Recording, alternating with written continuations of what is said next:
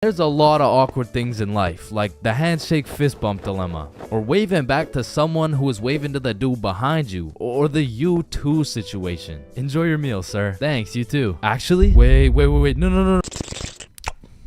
But on this long list of things that will keep you up at night, I feel like school dances lands itself in the top 3, bro. Cause it's like, is it a party or is it a school event? Are we hitting the Dougie or are we just standing awkwardly in the corner? There's just too many questions, bro. Like another question, who the fuck hired this guy to be the DJ? Like, I don't know how much they pay this dude, but it can't be anything over 50 bucks. I remember at my first middle school dance, I seen the DJ walk in with all his gear and shit, and I thought, damn, look at those big ass speakers. This dude knows what he's doing for sure. Hey, Stickman Middle, are we ready to turn up? Yeah, let's go. 1, 2, 1, 2, 3, let's go. So I walk over there to give bro some song requests that he so desperately needs, and as I walk up to this dude's expensive ass setup, I look down at his laptop and this motherfucker's on Spotify and he's moving around the volume slider like he's doing some shit. Like, bro, I could have done this shit for free. Nah, trust me, bro, I know what I'm doing, dude. Want a break from the ads? Now, to be honest, it was really the middle school dances that had me fucked up. Like, you took a bunch of self-conscious, prepubescent little kids and threw on some music and told them to dance with each other. Like, shit, of course they're gonna start hitting those Fortnite emotes, bro. That's all they know how to do. Like, these grade 6s are fresh out of elementary school. There's no way you'll catch one of these youngins asking a girl to dance. Like, they're still scared of catching cooties, bro. Or what about the grade 7s? These kids were straight menaces. Like, I remember at my grade 7 dance, there was a duo. We'll call them Greg and Roderick. Greg and Roderick would run up on some unsuspecting students, and Greg would slide behind him on his hands and knees, and Roderick would casually strike up a conversation. And just when the poor guy was expecting it least, Roderick would shove his ass, causing the unsuspecting victim to trip and eat shit. And they went around to damn near everyone pulling this shit, until one time they messed with the wrong dude. Hey bro, it's just a prank. Now, grade 8s. These boys are damn near in high school. They don't dance. It'll ruin their street cred, bruh. Instead, they prefer mosh pits, rap, EDM, fucking smooth jazz. It doesn't matter what song. These grade 8s will be relentlessly jumping up and down for no apparent reason. And soon, these grade 8s will turn into freshmen. All that street cred they once had, gone. If you push one of these freshmen into the middle of a dance circle, he'll stress so hard he'll start malfunctioning and hit those fucking Fortnite dances again. Now, grade 10s. Most of these grade 10s are a little self-conscious, but if you throw one of them into the dance circles, let's go, Michael. Let's see it, let's go.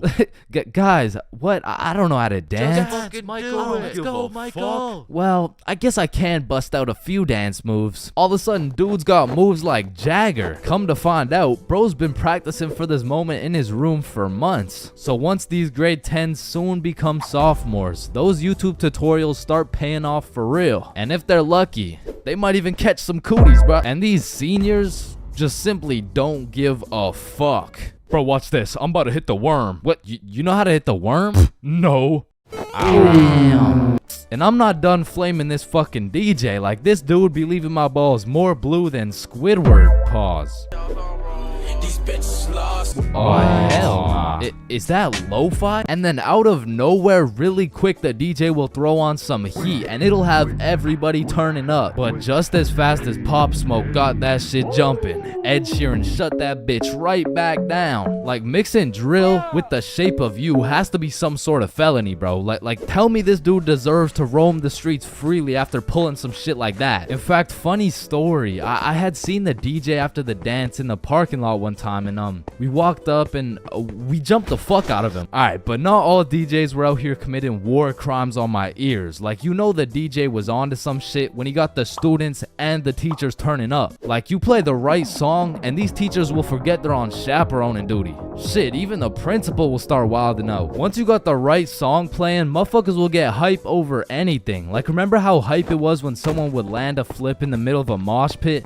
Shit, remember how hype it was when someone didn't land a flip in the middle of a mosh pit? These motherfuckers were excited as ever like they didn't just witness a dude snap his neck. Poor guy's probably getting trampled down there. Rest in peace. Sacrificed his life for a few Snapchat memories. But you know that one song that when the DJ throws that hoe on, everybody knows what to do. Motherfuckers will run in from the bathroom, teachers will hop in, the Redditors will hop off the bleachers, and the school dance will be looking like something straight out of High School Musical, bro. Speaking of High School Musical, back in the day, I knew a dude named Troy. I fucked with Troy, but let's just say, he had a little bit of a lean gut. He was built like T Grizzly. Nah, fuck that. He was built like DJ Khaled. And I remember this dude, Troy, was just coming off a school suspension, but for whatever reason at the dance, this motherfucker must have been looking for another one. Cause Troy came up to me talking about how he was gonna beat Jordan Johnson's ass at the dance tonight, and honestly, I ain't believing him. So once the dance came around, he was beefing JJ every chance that he got, until soon JJ wasn't gonna stand for it. Now a school dance is simply the best time for a school fight to take place for the dude who wins.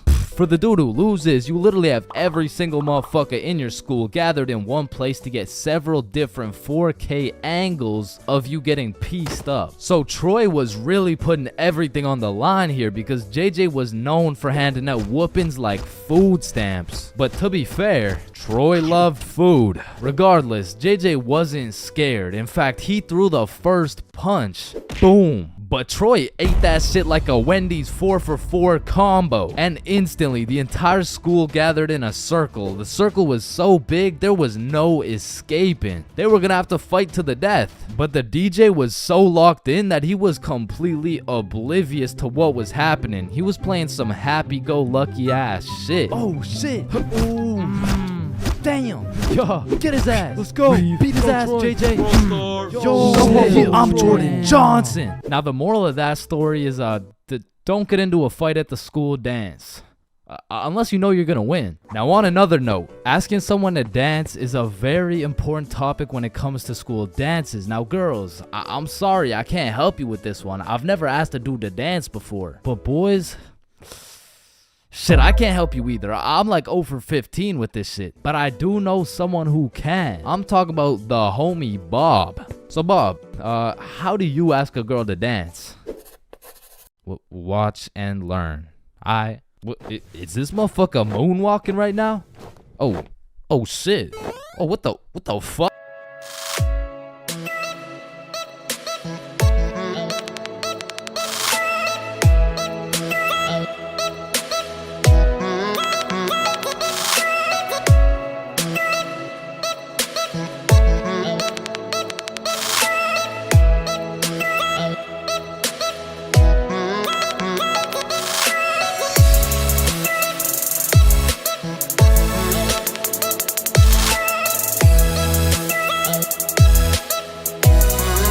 As a broke stick man like myself, I spent my fair share of time on the bus. And if you spend a long enough time on the bus, you will see some weird ass shit. I mean, I remember my first time getting on the bus by myself. I was feeling strong and independent. Next thing I know, a crackhead sits down beside me talking about, yabba dabba doo. The world is ending and you're gonna die a painful and lonely death, buddy. And just like that, I went from strong and independent to shitting my pants. Yeah, bro, the bus is just something else. Like 1 in 10 people who enter the bus are straight gremlins, bro. I'm talking about the gremlins who know the perk is fake, but they still pop it. Now you just gotta sit next to this motherfucker for another 30 minutes while he tells you about the kids in his basement. But to be fair, these gremlins aren't even the worst part of the bus. The worst part of the bus is the energy. You walk in there and everyone just stops and looks at you like they're sizing you up or some shit. And you know who sizes you up the most? The fucking goddamn motherfucking bus driver, bro. These bus drivers are just eternally pissed off. Every time I would get off the bus, I would try and cheer bro up, but they're just like allergic to happiness or some shit. Hey, thank you. Have a great day, man. Shut your ugly ass up, little boy. I already know you get no bitch bitches with your big ass forehead, no drip having ass with your skinny ass arms. Boy, you're built like a stick man, bruh. Damn. Hey, bro, there could really only be two reasons why these bus drivers are so mad all the time. Either they had a demon villain origin story where they were abandoned as a child and never shown any form of love until one day. In freshman year of high school, Timmy met Linda. Linda was kind, smart, beautiful, and she paid attention to Timmy when nobody else would. Timmy asked Linda to be his girlfriend, and she said yes. They dated all throughout high school, and they even got into the same university so they could be together forever. Until one day, when Timmy's world was flipped upside down. Timmy found out Tyrone had been laying some mean pipe on Linda this entire time. Everyone in Timmy's school made fun of him. Timmy could not let this slide. So he called out Tyrone to run the ones in front of the entire school. And without a single word, Tyrone winds up and hits Timmy with the meanest left hook any stickman had ever seen, leaving Timmy slept, out cold, unconscious, in front of his classmates, his teachers, and even in front of Linda. Cause shit, if that happened to me, I'd be just as mad as Timmy over here. Now, realistically, the only other reason these drivers are so constantly mad would be because the driver's seat secretly has a stick built in. You see, this would explain why the driver constantly has a stick up his ass. I mean, shit, you really can't even blame him for being mad. But still, I'm gonna blame them, cause I know these motherfuckers get pleasure whenever they see me running at full speed trying to make it to the bus stop in time, cause they start stepping on the gas. Dumbass. To be honest, there's nothing that leaves you more defeated than when you're sprinting to a bus stop, then that shit just cruises on by and everyone on the bus is laughing at you. Damn. Honestly, at that point, I just give up and go home. But it hits a little bit different when that bus is your only way home. And it was the last bus. Cause it's 2 a.m. And now you gotta bunk up with the gremlins on the side of the street. All because that goddamn bus driver had a stick up his ass.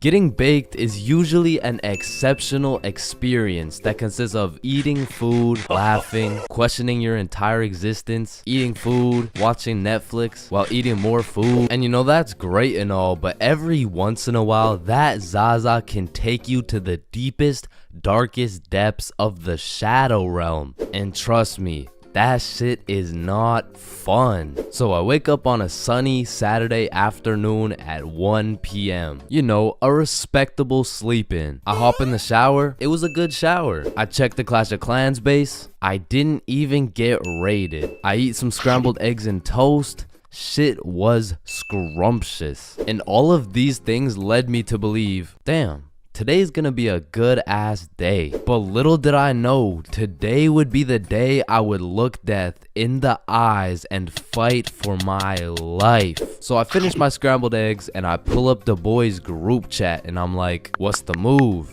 And Bob's like, I don't know, let me check. So I'm like, okay, bet. There's no moves, bro. And because there was nothing to do, the boys and I would have no choice but to reside to the default move.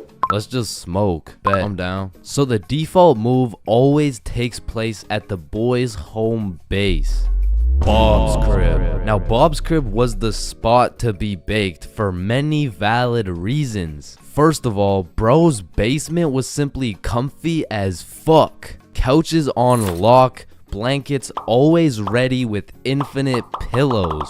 And Bob's dog Walter was the fucking GOAT. But most importantly, Bob's cupboard was always stacked. I mean, this cupboard has enough food to feed a village. This cupboard has more snacks than 7-Eleven. And this cupboard had enough calories to be in a Nikocado avocado video. And that shit was perfect. Because goddamn, when I get baked, I become a certified fat ass. So you know the drill. We roll up and got a joint in rotation. And honestly, I don't know what got into me this night because I was absolutely reefing that hoe. Yo, chill. God damn. Fuck it. Let's roll another one. So we rolled up another J and I just simply could not be stopped. And I specifically remember asking, how high can I really get? And after about 30 minutes of me going bananas on these joints, I found the answer to my question.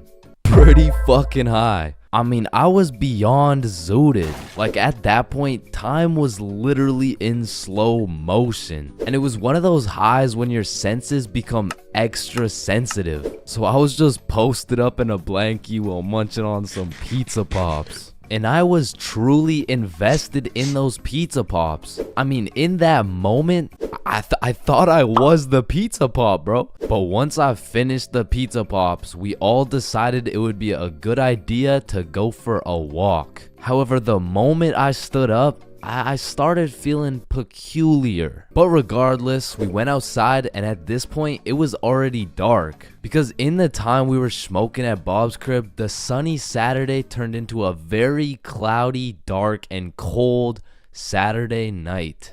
So Billy and Bob are walking towards this creepy looking forest and I'm like, alright, I think I'm too high to go into this forest, bro. Nah, don't worry. I've been in this forest a million times. I know it like the back of my hand. Alright then. And as soon as we step into the forest, I start hearing shit, bro. Yo, did you hear that? Hear what? It sounds like someone's in the bushes. Nah, you're just baked as shit.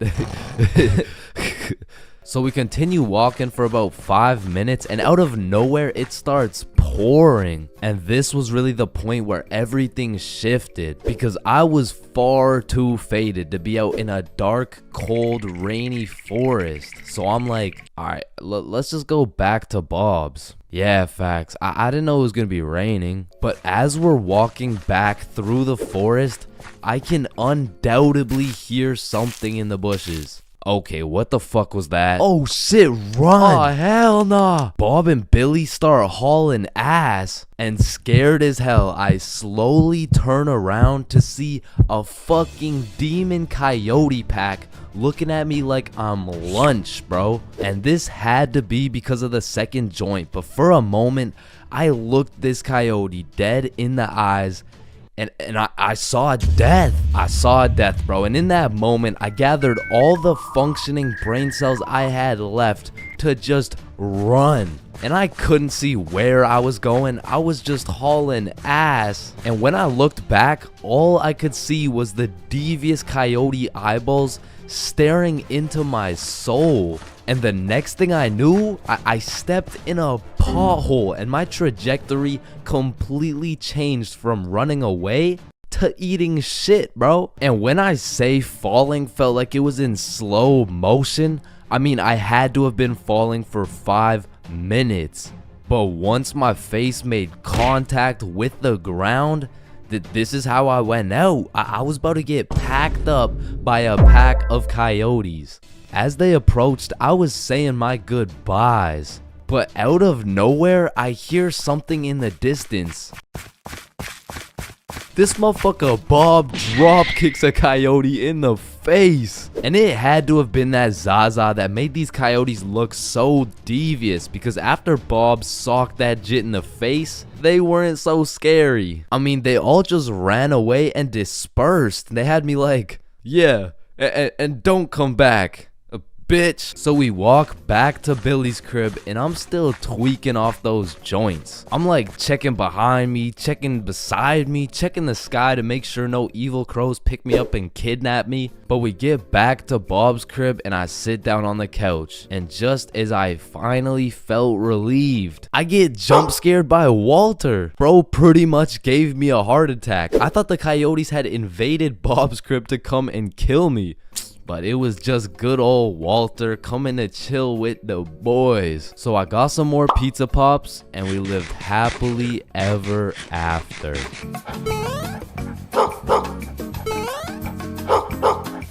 Alright, next up we got Billy presenting his baking soda volcano experiment.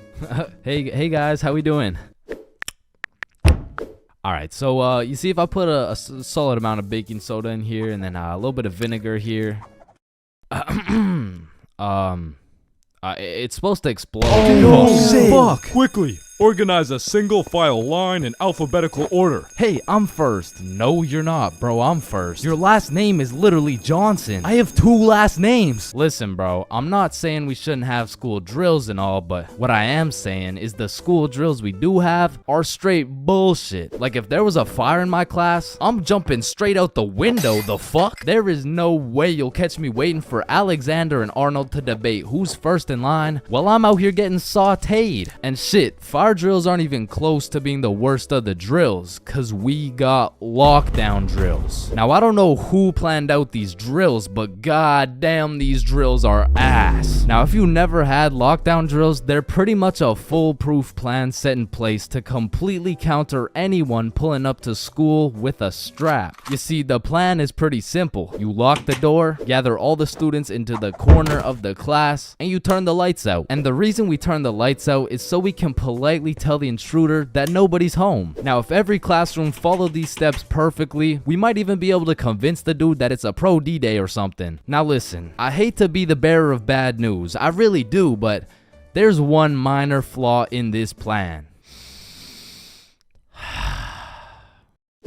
The shooter's in the class, bruh. You're out here telling the opposition your exact game plan. Then you're surprised when bro pulls up to the hiding spot. Like shit, it's just easy pickings at this point. Now, earthquake drills, man. The game plan here is to essentially hop under your desk and start counting. Now, when I was in kindergarten, I thought this whole earthquake drill thing was a fun game we played to learn how to count. But 12 years later, we were still counting. Like, let's be honest. What the fuck is counting gonna do? Are you telling the earthquake how long it has to dismantle the school? Cause I'm pretty sure it doesn't give a shit how long it takes. Me personally, I feel like the best way to see if an earthquake is over is by observing whether or not the entire fucking building is shaking. But listen, I will say this, out of all the drills, the earthquake drill is pretty valid. Like, whoever thought of this one was kinda cooking. I mean, these desks are pretty much made out of steel, bro. Like, out of all my years, I've never seen one break before, so it probably provides some solid protection. But shit, me personally, I'm still jumping through the fucking window, bruh. I don't care how many times I practice crouching under my desk. If I ever felt the slightest shake in the ground, I'm out of that hoe. So if you carry the 674 to the power of 2 over to the 47, you will find— oh shit! Well, why did Chains just dive out of the window?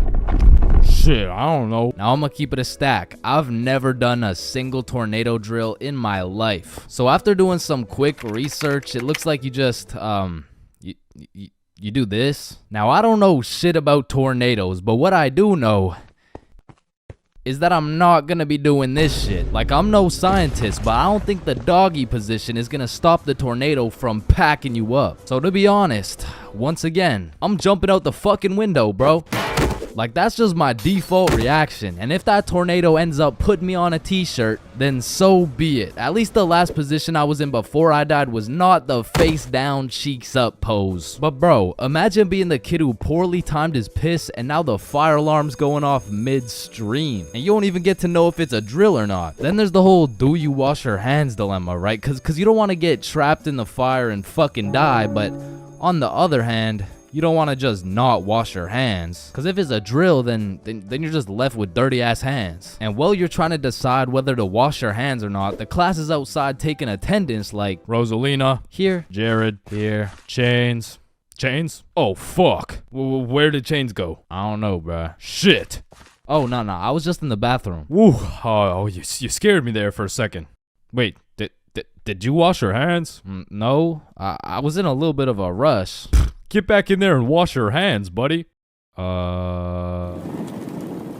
Now the thing about school drills is they happen pretty often. I mean, every few weeks they throw in a fire drill here and a little earthquake drill there. So when the fire bell actually goes off, motherfuckers just assume it's a drill. They're out here horsing around, making jokes and shit, while the school's actually getting fucking cremated. But after almost all the drills are alphabetical, single file line goes out to the front of the school and on the field with every other class. And the amount of buffoonery that goes down on this field is insane. insane, bro. I mean, everyone walks in with a single file line, but after 5 minutes, that shit looks like a Travis Scott concert, bro. Like, I remember one time my high school got a bomb threat called in, so every class assembled the good old alphabetical line, and we went out onto the field. And we were out there for a minute, bro. I remember looking around, and these motherfuckers were running the world's biggest game of duck, duck, goose. Like, there wasn't a whole ass bomb threat called into our school. That same day, one kid brought a football to the field, and all of a sudden motherfuckers are running a pickup game while we're waiting to see if our school is gonna explode or not. And of course the teachers tried to stop it, but these kids just used that as a diversion play and got another touchdown. Alright, so now that we thoroughly dissected each and every school drill, it's only fair we hit them with a tier list.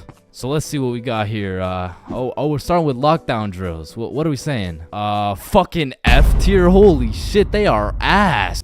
Alright, next up we got fire drills. Now these drills do get the job done, but I'm not gonna lie. I'm not fucking with this whole single file alphabetical bullshit. So I'm gonna have to give this John a C tier. Now tornado drills. You gotta go in the doggy position. Bro, I got no choice but to give this a D tier. And last but not least, my personal favorite, earthquake drills. They're still kind of ass, B tier. And bro, I know some of y'all may be thinking, you can't just talk shit about the school drills and not present any better solution. Well, lucky for you, I have devised the best and only way to fully counter any natural or artificial disasters. It's simple. For a guy like me who's 7 feet, 325 pounds, 0.5% body fat, and a 7-foot wingspan, I just simply remove myself from the situation. However, I do understand that I am built different, so for your average Joe, I have devised another plan. It's also simple. The moment some shit goes down, everyone runs at full speed out of the building. And of course, some would argue that not everyone is gonna be able to make it out of the building in time, and that some people are faster and stronger than others, and you know what that's called?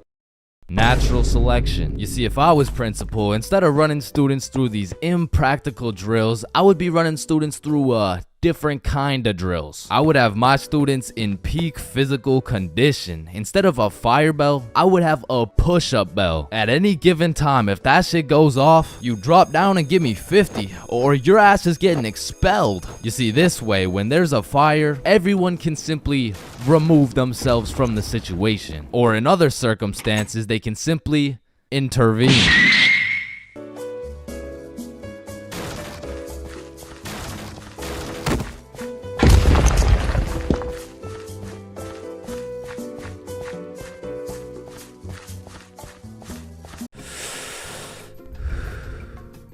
Yo, you can live the rest of your life without breathing. What? No, you need to breathe. Hey, watch and learn, my friend.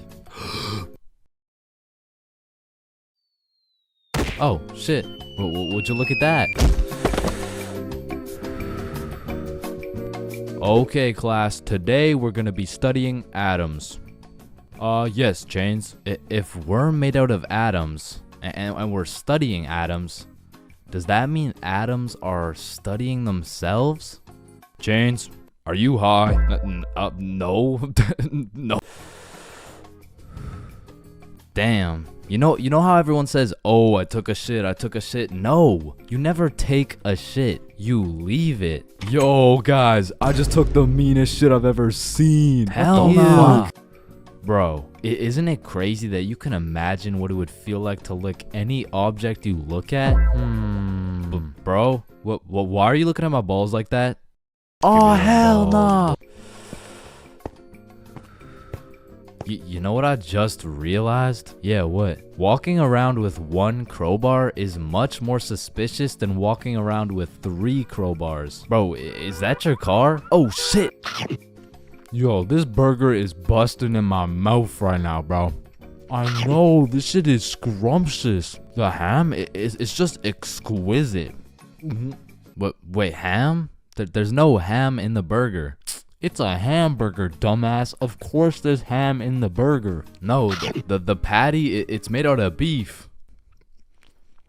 Bruh, that's like saying a hot dog isn't made out of a dog, for Pete's sake. Damn. You're high as shit. Okay, when I say sun, do you think of day or night?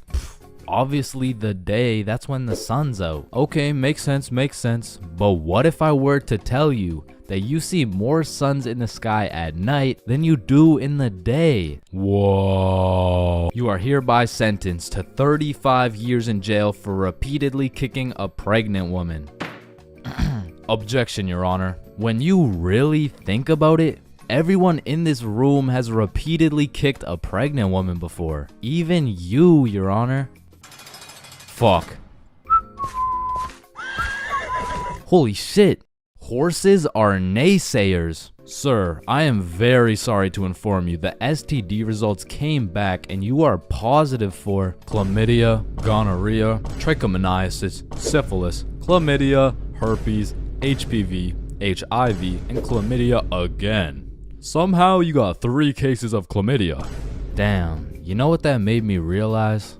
That you should wear a condom? Nah, life is a sexually transmitted disease that will 100% lead to death. Damn right, sir, you got 3 days to live. You ever think about how old cars are looked at like, look at this dude's old ass car. He's broke as shit. Damn, at least my car isn't as old as this dude's. Holy shit, this guy's car is a shitbox. Damn. Look at that vintage car. Wow, that guy's car is insanely old. He's gotta be a millionaire. What the fuck? Is that Fred Flintstone?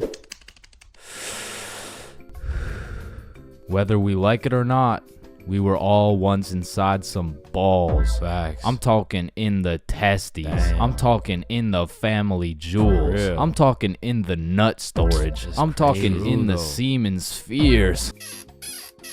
God damn, Todd's really laying down some mean pipe over there. You know, Todd beating down those doonies really got me thinking. Most people are made in a bed, born in a bed, and die in a bed. Damn. Bro, stairs were made to make a really big fall into a bunch of small falls. Oh, shit, are you good? You know, someone probably still got your nose from years and years ago. Got your nose, give it back. It's me. What do you mean? It's me. I am the one who got your nose. Wait, are you serious? Yes. Dude, give it back. Or what? Give it back. No, it's my nose now. You gotta eat the frog. No, just eat the frog. Nope, 1 bite. Not doing it. You just gotta try it. I'm not eating the frog. It tastes like chicken. Yo, mama tastes like chicken. Come on, it's tradition. You have to eat the frog. Damn, traditions are really just dead people peer pressuring us. Eat the frog, pussy. That's why you're dead, bitch. Listen, I just can't wrap my brain around it. Yeah, what's up? Can you tell me why the fuck we park on the driveways and we drive on the parkways? It makes no sense. Hey Alexa, order some extra large magnums real quick. No, we both know you get absolutely 0 bitches. Alexa, you literally Alexa, got stop. No reason Stop. on top of that, Alexa, you and I both know Alexa, you are a shut up. size small condom boy. Bro, over the next generation, we're gonna see a serious decline in the number of people who are named Alexa. Damn. Wow, that's quite a beautiful birdhouse right there. Yeah, do you think it's made out of wood? Oh yeah, for sure. And where does wood come from? Fuck do you mean where does wood come from? It comes from a tree. Exactly. Are you thinking what I'm thinking? People cut down birds' houses to make bird houses. Oh, fuck? Yeah, I meant people cut down bird houses to make bird houses.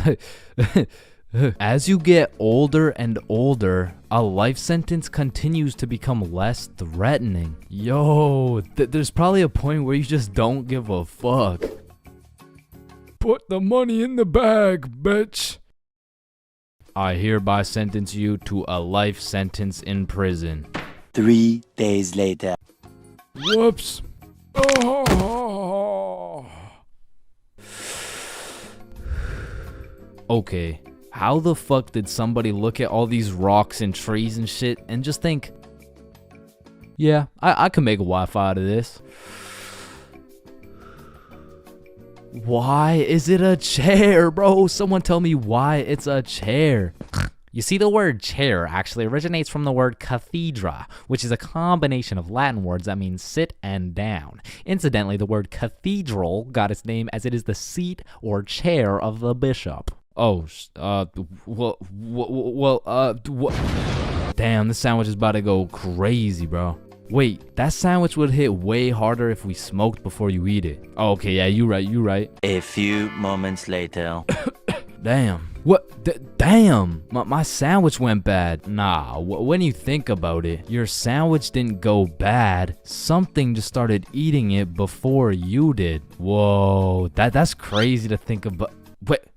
Are you eating my sandwich right now? You gotta be faster than that, bro. I'm talking inside the cum factories. For real. I'm talking Damn. inside the sperm bank. For real. I'm talking inside These nuts. I'm talking in the Dwayne The Rock Johnsons. Damn. Nah, fuck you. Hey, fuck you then. That's why you eat meat. I don't eat meat. I'm vegan. Oh shit, same. But you're still a bitch. Okay, and I still laid pipe on your mom.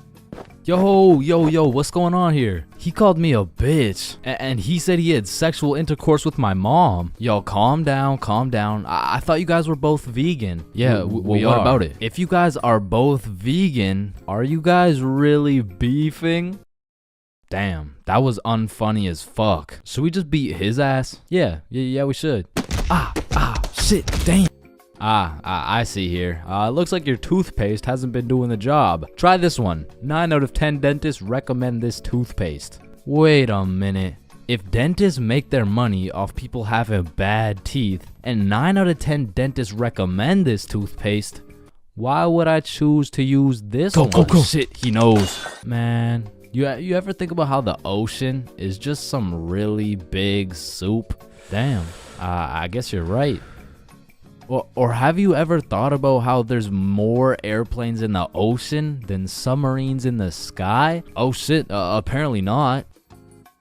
Damn, we're high as fuck. Man, you know what I just realized? What's up? Your balls are kind of like a body bag of sorts. You know what I'm saying? You gotta stop looking at my balls, bro. Okay, but who named it a chair? Like, who just looked at this thing and was like, oh, yup. This is gonna be called a goddamn fucking chair. Boo. Oh, you scared me half to death. What happens if you get scared half to death twice? Oh, I don't know. It's just a saying. Boo. Oh shit, is he dying? I think. Damn. When you really think about it, most guys will get their first set of flowers at their funeral. That's some real shit. Wait, Chains, are you high at a funeral? No. Halloween is the spookiest time of the year. Everywhere you look, it's vampires, killer clowns, old dudes in white vans trying to steal some children, which are all very scary things, especially killer clowns. But none of these spooky things scare me more than my worst fear. Going to jail, dropping the soap, and getting my booty snatched up. Now that's some real spooky shit right there. And I know some people are gonna be thinking, oh, that's just a myth, it's a stereotype. Nobody actually gets their booty snatched up for dropping some soap. But when it comes to my booty, I don't want to fuck around, and I sure as hell don't want to find out. But everyone knows drinking can heavily influence your judgment, and on one specific day, my judgment was affected and I found myself fucking around. And everyone knows what the chart depicts. The more you fuck around, the more you find out. This story takes place in grade 10. It was a crisp Halloween night. The houses were decorated, the leaves had fallen, and the jackos were lanterned. And as me and Billy walked down to the homie Bob's crib, we could pretty much smell that Halloween spirit. And when we knocked on Bob's door, we were surprised the homie Bob didn't open the door. It was Bob the Builder. Dude was fully suited up from head to toe. And when me and Billy seen that, we already knew we needed some costumes. So we go to Bob's closet and come out absolutely dripping into Mario and Luigi costumes, mustache and everything. But now that we undeniably had that shit on, we still had yet to find something to do. But lucky for us, the night was still young, so we got to brainstorming. Alright, it's Halloween, bro. We gotta do something. Yeah, let's go find a party. Bet, let me check where they're at.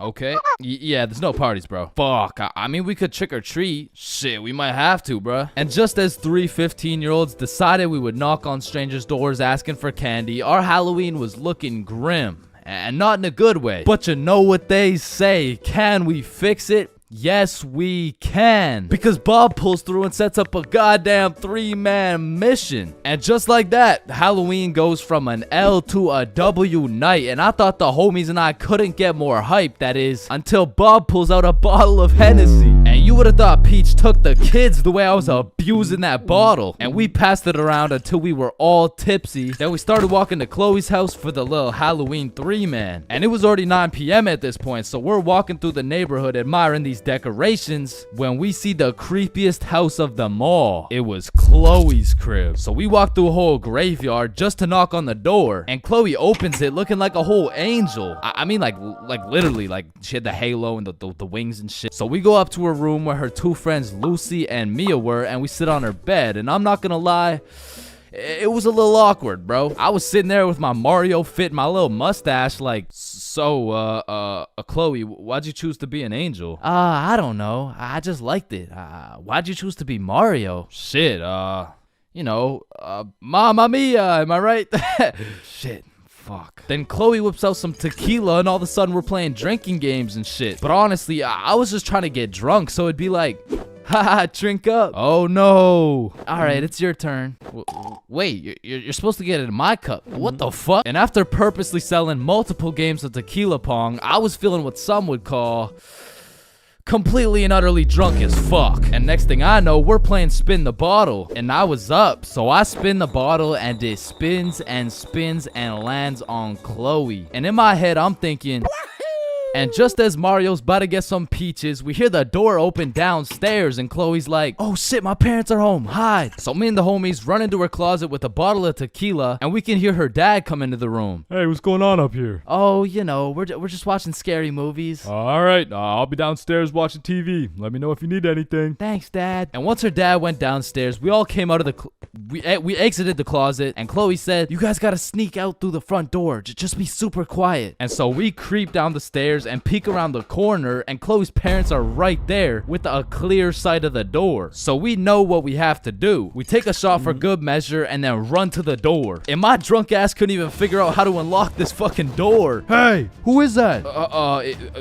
It's a me, I'm Mario. Then we ran out that joint and we didn't stop running until I got a call from one of my homies named Dave. He was like, yo, what are you doing right now? Oh, nothing really, just drunk as hell running from Chloe's angry ass dad. Yo, that's what's up. Come link me and Joe at Stickman Elementary. And we had nothing else to do, so we pull up and it's Dave, Dave's girlfriend, Joe, and Joe's girlfriend. And they got some couples costumes going, but I couldn't help but notice Dave and Joe were shiestied up. What are you? If the Simpsons grew up in Chicago? Nah, I'm just Homer. Yeah, but I mean, Homer doesn't usually wear a fucking ski mask. Oh, yeah, no, I just wore this because we graffitied the hell out of this school. What?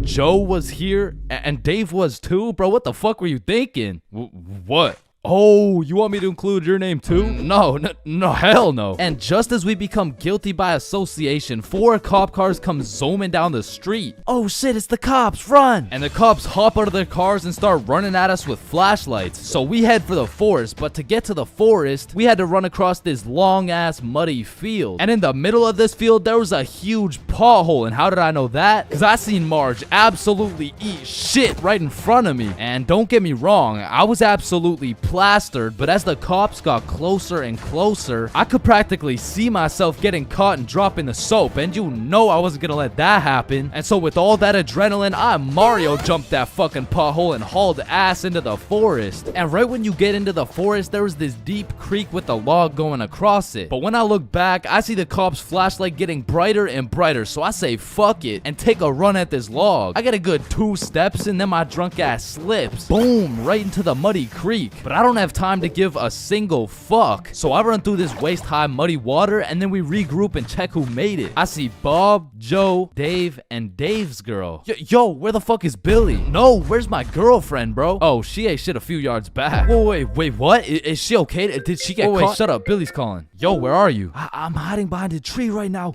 In the middle of the field. The cops are looking for me. I bet we're coming. I gotta go. Fuck no, bro. If you go, you're gonna get caught. Listen, bro, I have to. He's the Luigi to my Mario. So I go back in to save Billy, and my main man Bob comes with me. So we get to the edge of the forest and see Billy absolutely shitting his pants trying to hide from these cops, but they keep getting closer and closer. So Bob turns on his flashlight and both cops look at him. He's right there. Get over here. And while the cops were looking for Bob, me and Billy both run for the street. And we ran and ran, but once we were at least 5 blocks away, we text Bob like, bro, we both made it, are you good? And Bob's like... So Bob makes it out of the forest and we all link up. And we take a moment to appreciate the fact that none of us went to jail. And more importantly, none of us got our booty snatched up. And after our moment of appreciation, we were like, yo, maybe we should have just went trick-or-treating. Yeah, bro, some Reese's Pieces would hit right now. I mean, it's not too late to buy some candy. So we all go to the store and cop the biggest packs of candy we could find. Then we walked back to Bob's crib and enjoyed the rest of our night while fucking up some Halloween candy.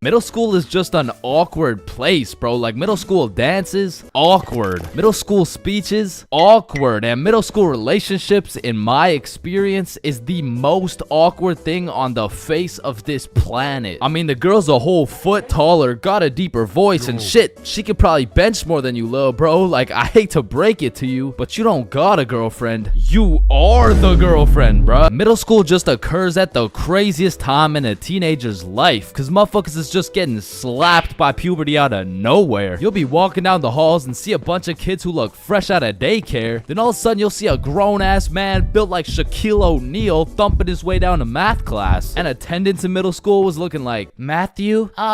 Here. George? Present. Daisy? Here.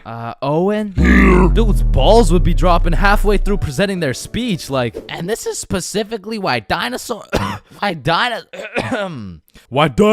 went extinct. And in middle school, nobody had drip. Like, dudes would be showing up to school in a neon green t-shirt paired with some bright red shoes looking like a fucking traffic light. Well, their haircuts looking like their barber cut their shit with one hand, well blindfolded. But to be fair, everyone had a shitty haircut in middle school, bro. And if you think your cut wasn't that bad in middle school, chances are your shit's probably still ass to this day. And just to make things worse, the cherry on top is that everybody's got acne. There's just all these hormones flying around and these kids have no clue what to do with them, which is exactly why middle school beef is unmatched, bro. Motherfuckers will be throwing hands for no reason at all. And I don't know how, but somehow even the fights were awkward. It would be like, hey pal, I heard you sat beside my crush in class today. So what? You want to fight about it? I mean, like if you wanted to.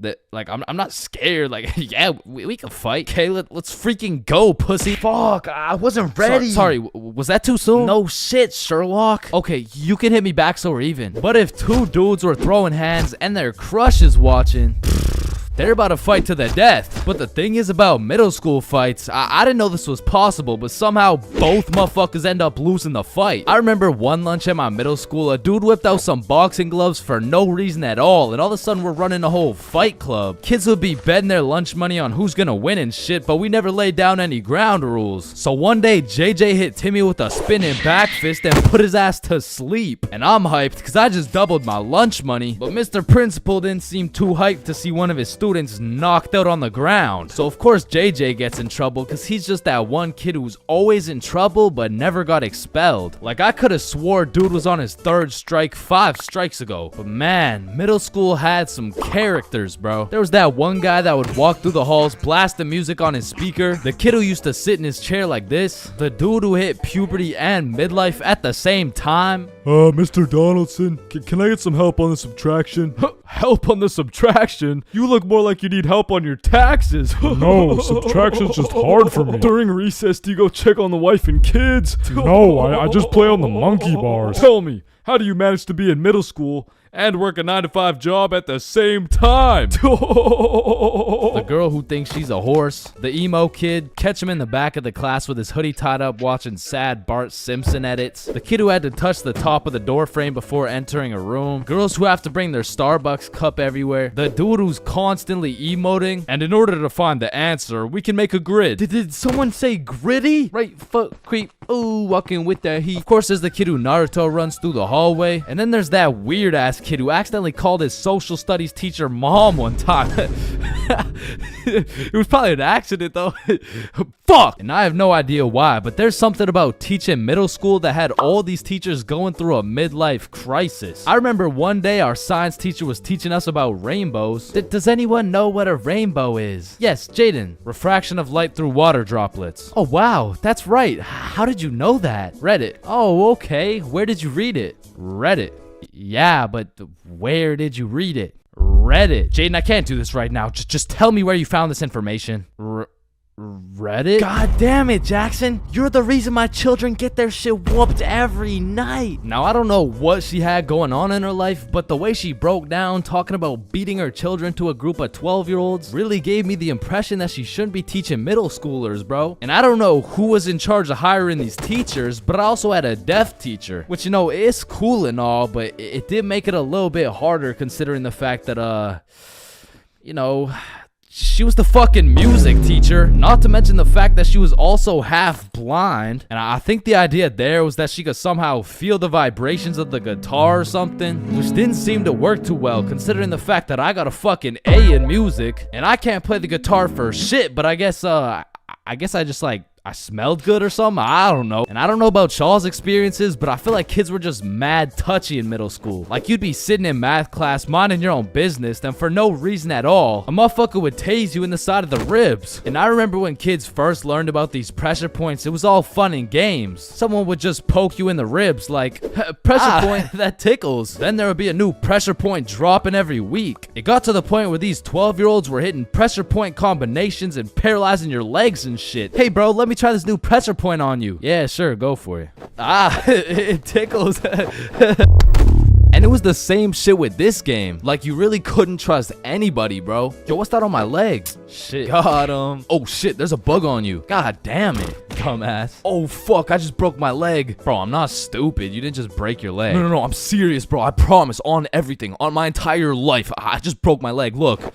Bro, I remember I got punched so many times, my arm was on life support. It was about to fall off, like, And thinking back to middle school, there's just so many things that make me cringe, bro. But by far the cringiest of them all is the relationships, man. And believe it or not, I had my fair share of middle school relationships. I remember one day I was sitting in class and this girl came up to me and said, Chains, I have a crush on you. And that's really all it took to have a young Chains in love. Head over heels. We went to the movies together. We went to my house and watched movies. Well, we went to her house and we also watched movies. Now that I think about it, all we really did was watch movies. We didn't really talk that much. I mean, I didn't really have a way with my words at the age of 12.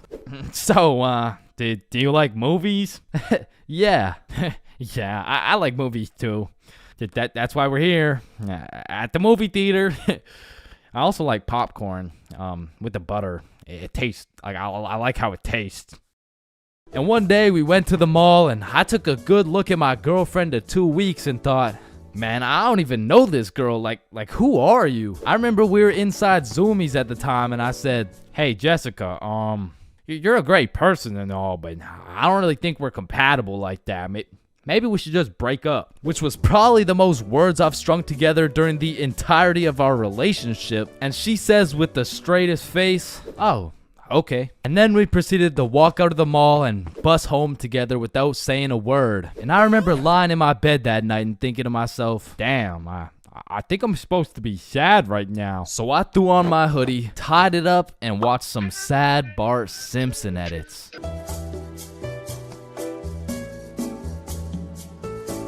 There's a lot of things in life that I don't really understand, but if there's one thing I can truly comprehend, it's being grounded. Because in my time, I've served a total of 547 days and 16 hours in the slammer. And through a year and a half of extensive first-hand research, I've come to the professional conclusion that getting grounded is straight ass, bro. You're locked in your room with no phone, no computer. Like, what do you want me to do? Think about my actions? Hell nah. Being grounded had a young me doing the stupidest shit ever, bro. Like, I was popping handstands, hitting my head against the wall, playing with the door stopper thingy. Shit, I got so bored, I even read a few pages of a book like an absolute nerd. And now that I think about it, Percy Jackson and the Battle of the Labyrinth was actually a spectacular read. Now listen, there's only one thing worse than being grounded, and that's being falsely imprisoned for life.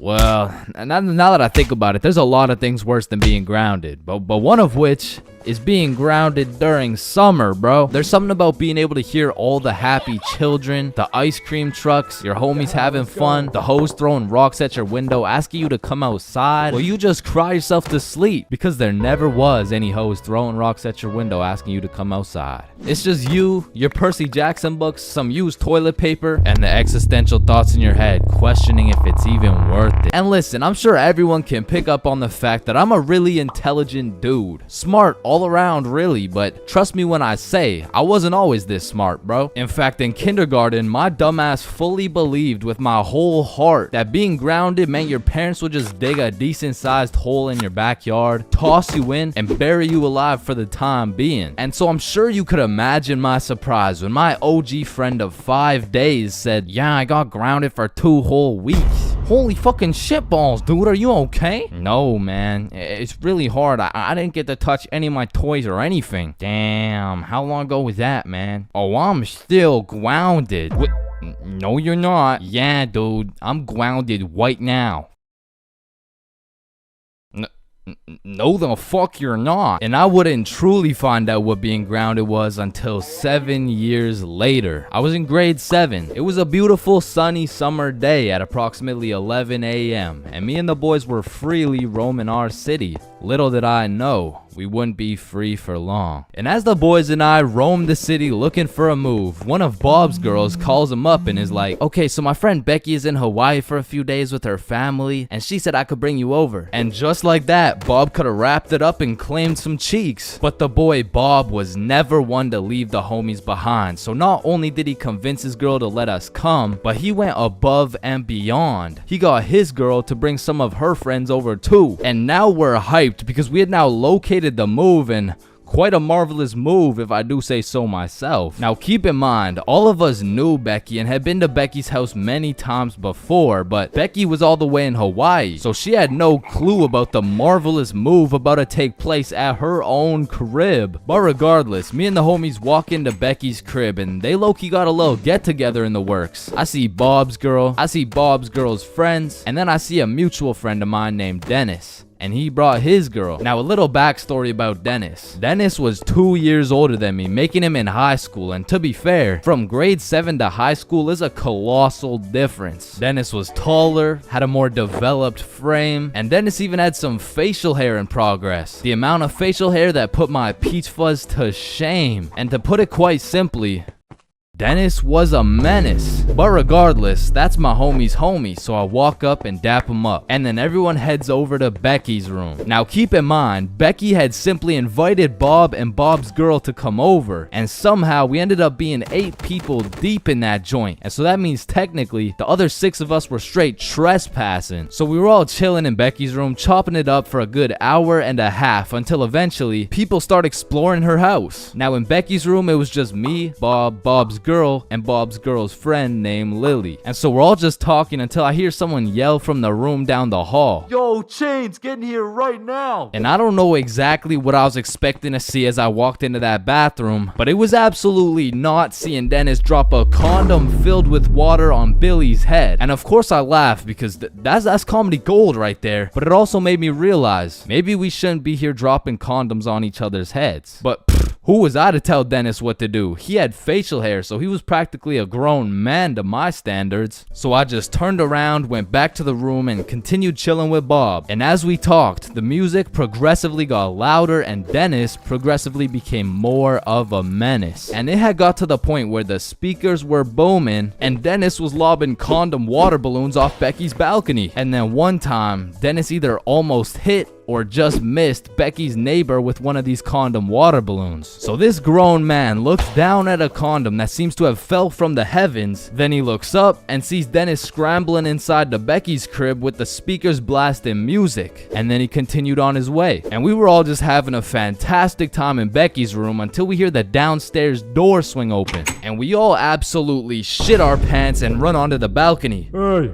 I just texted the family who lives here and they said no one is supposed to be in the house. Everyone needs to leave right now or I'm calling the cops. And that's exactly what we did. No messing around, we were out that hoe. And we all went to Bob's girl's house for an emergency meeting because we were all scared as fuck. And now Bob's girl and Becky are texting and Becky's like, my parents are pissed. They want to talk to everyone's parents and they know how many people were there. So we all devise a foolproof plan. Okay, we give Becky our phone numbers, tell it's our parents' phone numbers, and we act super disappointed in our children. We all agreed on this plan and the emergency meeting was dismissed. And over the next few days, we all got texts from a very unhappy Becky's father, who made sure to specify the amount of condoms that were found in the bathtub. We all respond with some bullshit along the lines of, Hello, Mr. Beckerson.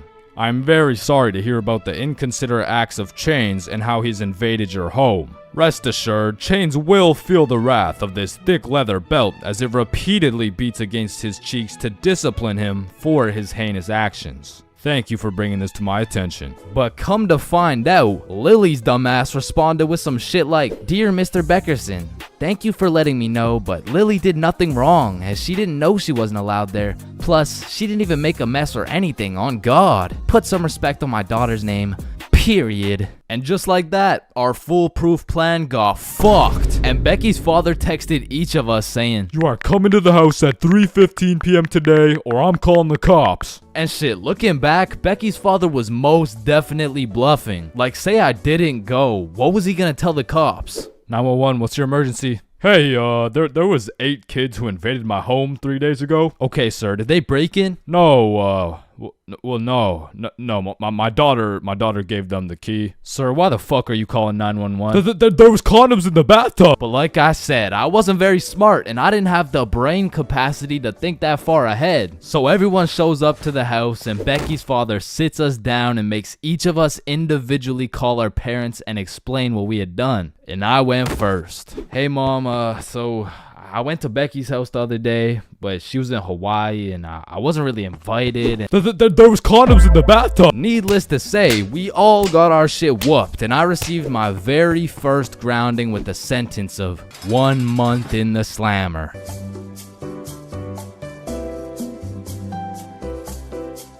Okay. Okay. Oh yeah, baby. Let's go.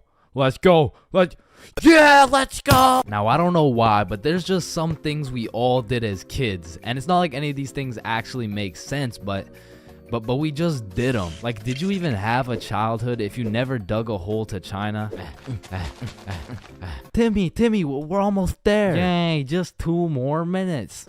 I mean, kids are just some dumbasses, bro. Like, who's gonna tell little Timmy he's not digging through the Earth's core with this little rinky-dink ass shovel? But to be completely honest, out of all these dumbasses, I was probably the stupidest kid known to man. Like, I remember when I was 5 and I was taking my annual shower, you know, and all of a sudden I had realized I was a fucking superhero. It was just the way the water was flowing out of my fingertips. It was like nothing I'd ever seen before. And I was fucking hyped. I mean, from this point on, my new name was Waterboy. Wow.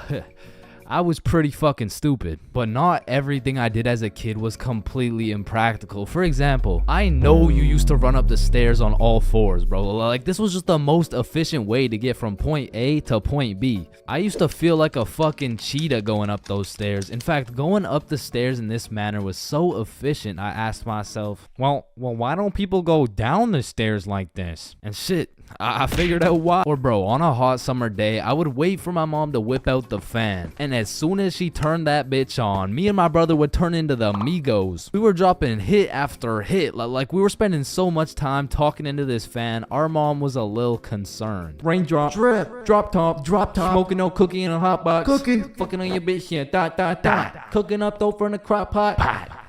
Hey guys, you've been there for 6 hours. I think it's time. Ma, let them cook. Bad and bougie. Cooking up dope with the Uzi. Hey. And speaking of cooking, when Mama Chains would whip up some good old craft dinner, I had no choice but to put a piece of KD on each prong of the fork. Like that shit just simply tasted better, bro. Or whenever I was walking on a sidewalk, I would strategically plan out each footstep to make sure I was not stepping on a crack. Now the funny thing about this one is I still do that shit. And I know some of y'all are gonna think I'm weird for that, but riddle me this. Who's gonna be laughing when your mom's in the ER with a broken back, bitch? Now, I feel like at one point or another in your life, you just had to check if the fridge light stayed on when you close it. It's really just a part of growing up. Like one day you'll go grab some milk for your Honey Nut Cheerios and you'll be like, hey, wait a minute. Or what about when you were bored in the car and you start doing parkour with your fingers to the window? I used to hit some crazy combos and then I would go to finish it off with a backflip. Or have you ever fucked around in the living room and you broke a vase or some shit? Whoops. You know, you get a timeout or you receive a little whooping. Now, coming out fresh off that whooping, this shit could only go one of two ways. Either you bawl your eyes out and play with this fucking thing for hours, or you would plan to run away, bro. That was it. That was your only options. And I had a few of those moments where I was ready to dip. I would pack an apple and my trusty Minecraft sword for the trials and tribulations to come. And then I would look my sweet mother in the eyes and realize, shit, she's making mac and cheese tonight. I can't leave yet. And you have simply not lived if you never hid a DS under your pillow at night. Like for me, the Mario grind was 24/7. There was no sleeping. But I'm not gonna lie, I had some close calls trying to pull that shit off. Good night, Chains. Sweet dreams. Good night, Ma. Love you. Love you too.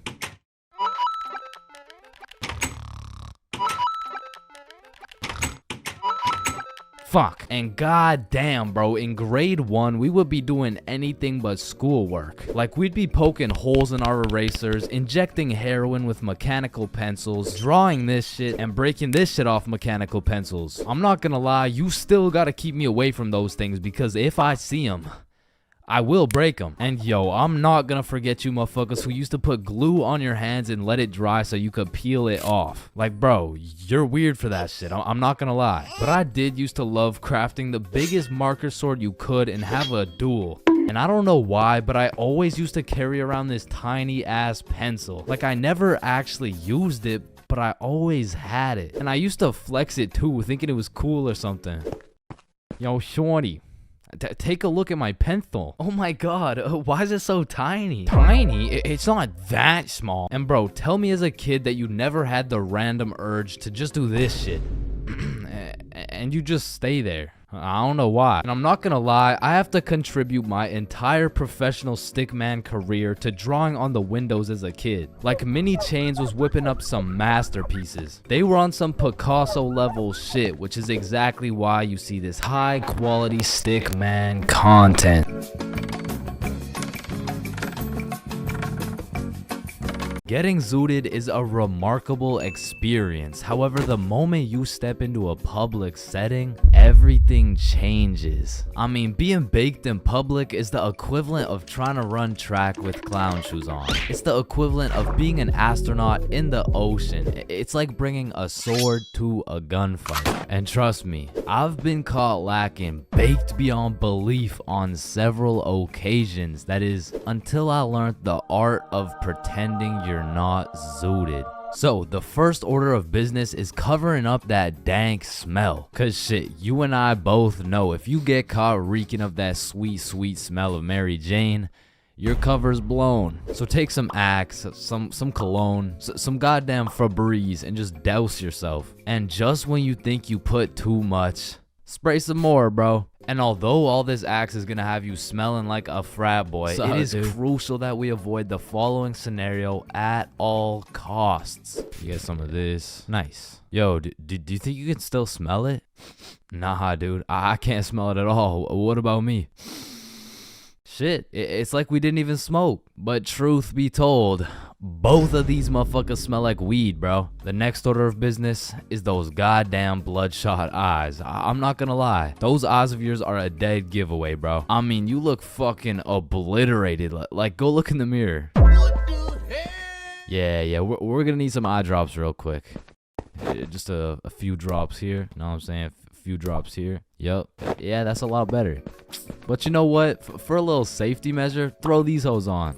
Damn. Now you're looking sober and fresh as fuck. But how are you feeling? Your mouth's a little dry, huh? Well, I got just the thing for you. You see this? Yeah, shit's called water. It's gonna help you with that cotton mouth, and it'll keep you hydrated. Yeah, that's some good old H2O. Nice. Yeah, now go take a look in the mirror. Yeah, you're looking good, But before you go outside, we gotta go over some of the basic principles of pretending you're not faded. Number 1 is no rambling. Talking too much can be a slippery slope, which will ultimately compromise the mission. Yo, Chains, what time is it? It's 107. 107? Wait. Bro, 107 isn't how the time. How did the first person make the clock even know what time it was? What is this dude talking about? Did they just randomly decide and, you know, just start running with it? Hold up. Chains is baked as hell. No. And principle number 2, don't talk too little. Although talking too much can sell the mission, so can talking too little. Hi there, what can I get for you? Sir, what do you want? Hello, welcome to McDonald's. What the fuck do you want, bitch? Yeah, we got a customer who's on fucking Mars. And last, but of course not least, is the golden rule for pretending you're not zooted. Just say you're tired, bro. It's undefeated. It works like a fucking charm. It hasn't failed you yet. Failed him yet. Chains, have you been smoking the devil's lettuce? Nah, I'm just tired. Oh, okay. Hey, were you just smoking in the bathroom? Nah, I'm just really tired. Oh, okay, my fault. So you're telling me you've been found driving with a joint in your mouth, 3 ounces of weed, and you failed the drug test? Objection, Your Honor. My client here, he was tired. Innocent. He's proven innocent. He's good. So with all this being said, I think you're ready to go out. Well, where are you going anyways? What? You're going to your grandma's 89th birthday? Ah, shit. Good luck with that, man.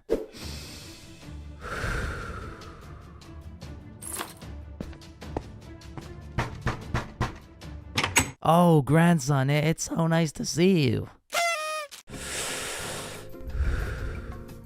Yo, you can live the rest of your life without breathing.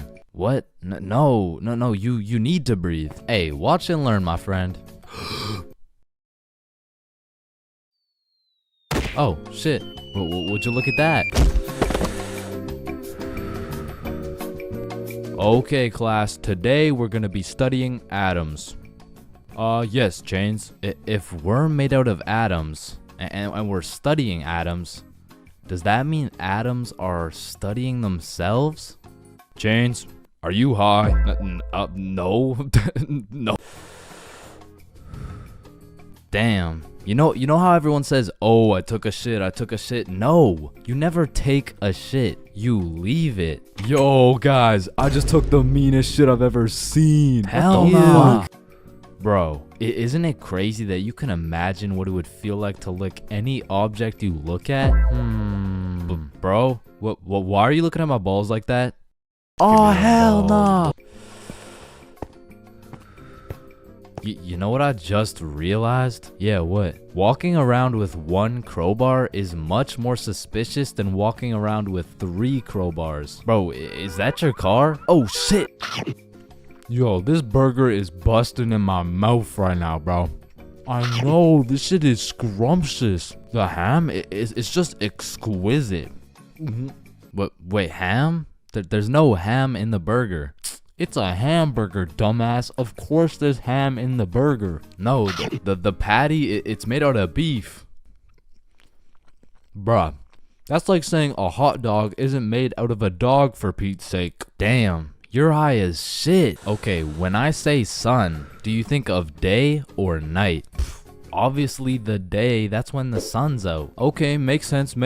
But what if I were to tell you that you see more suns in the sky at night than you do in the day? Whoa. You are hereby sentenced to 35 years in jail for repeatedly kicking a pregnant woman. Objection, Your Honor. When you really think about it, everyone in this room has repeatedly kicked a pregnant woman before. Even you, Your Honor. Fuck.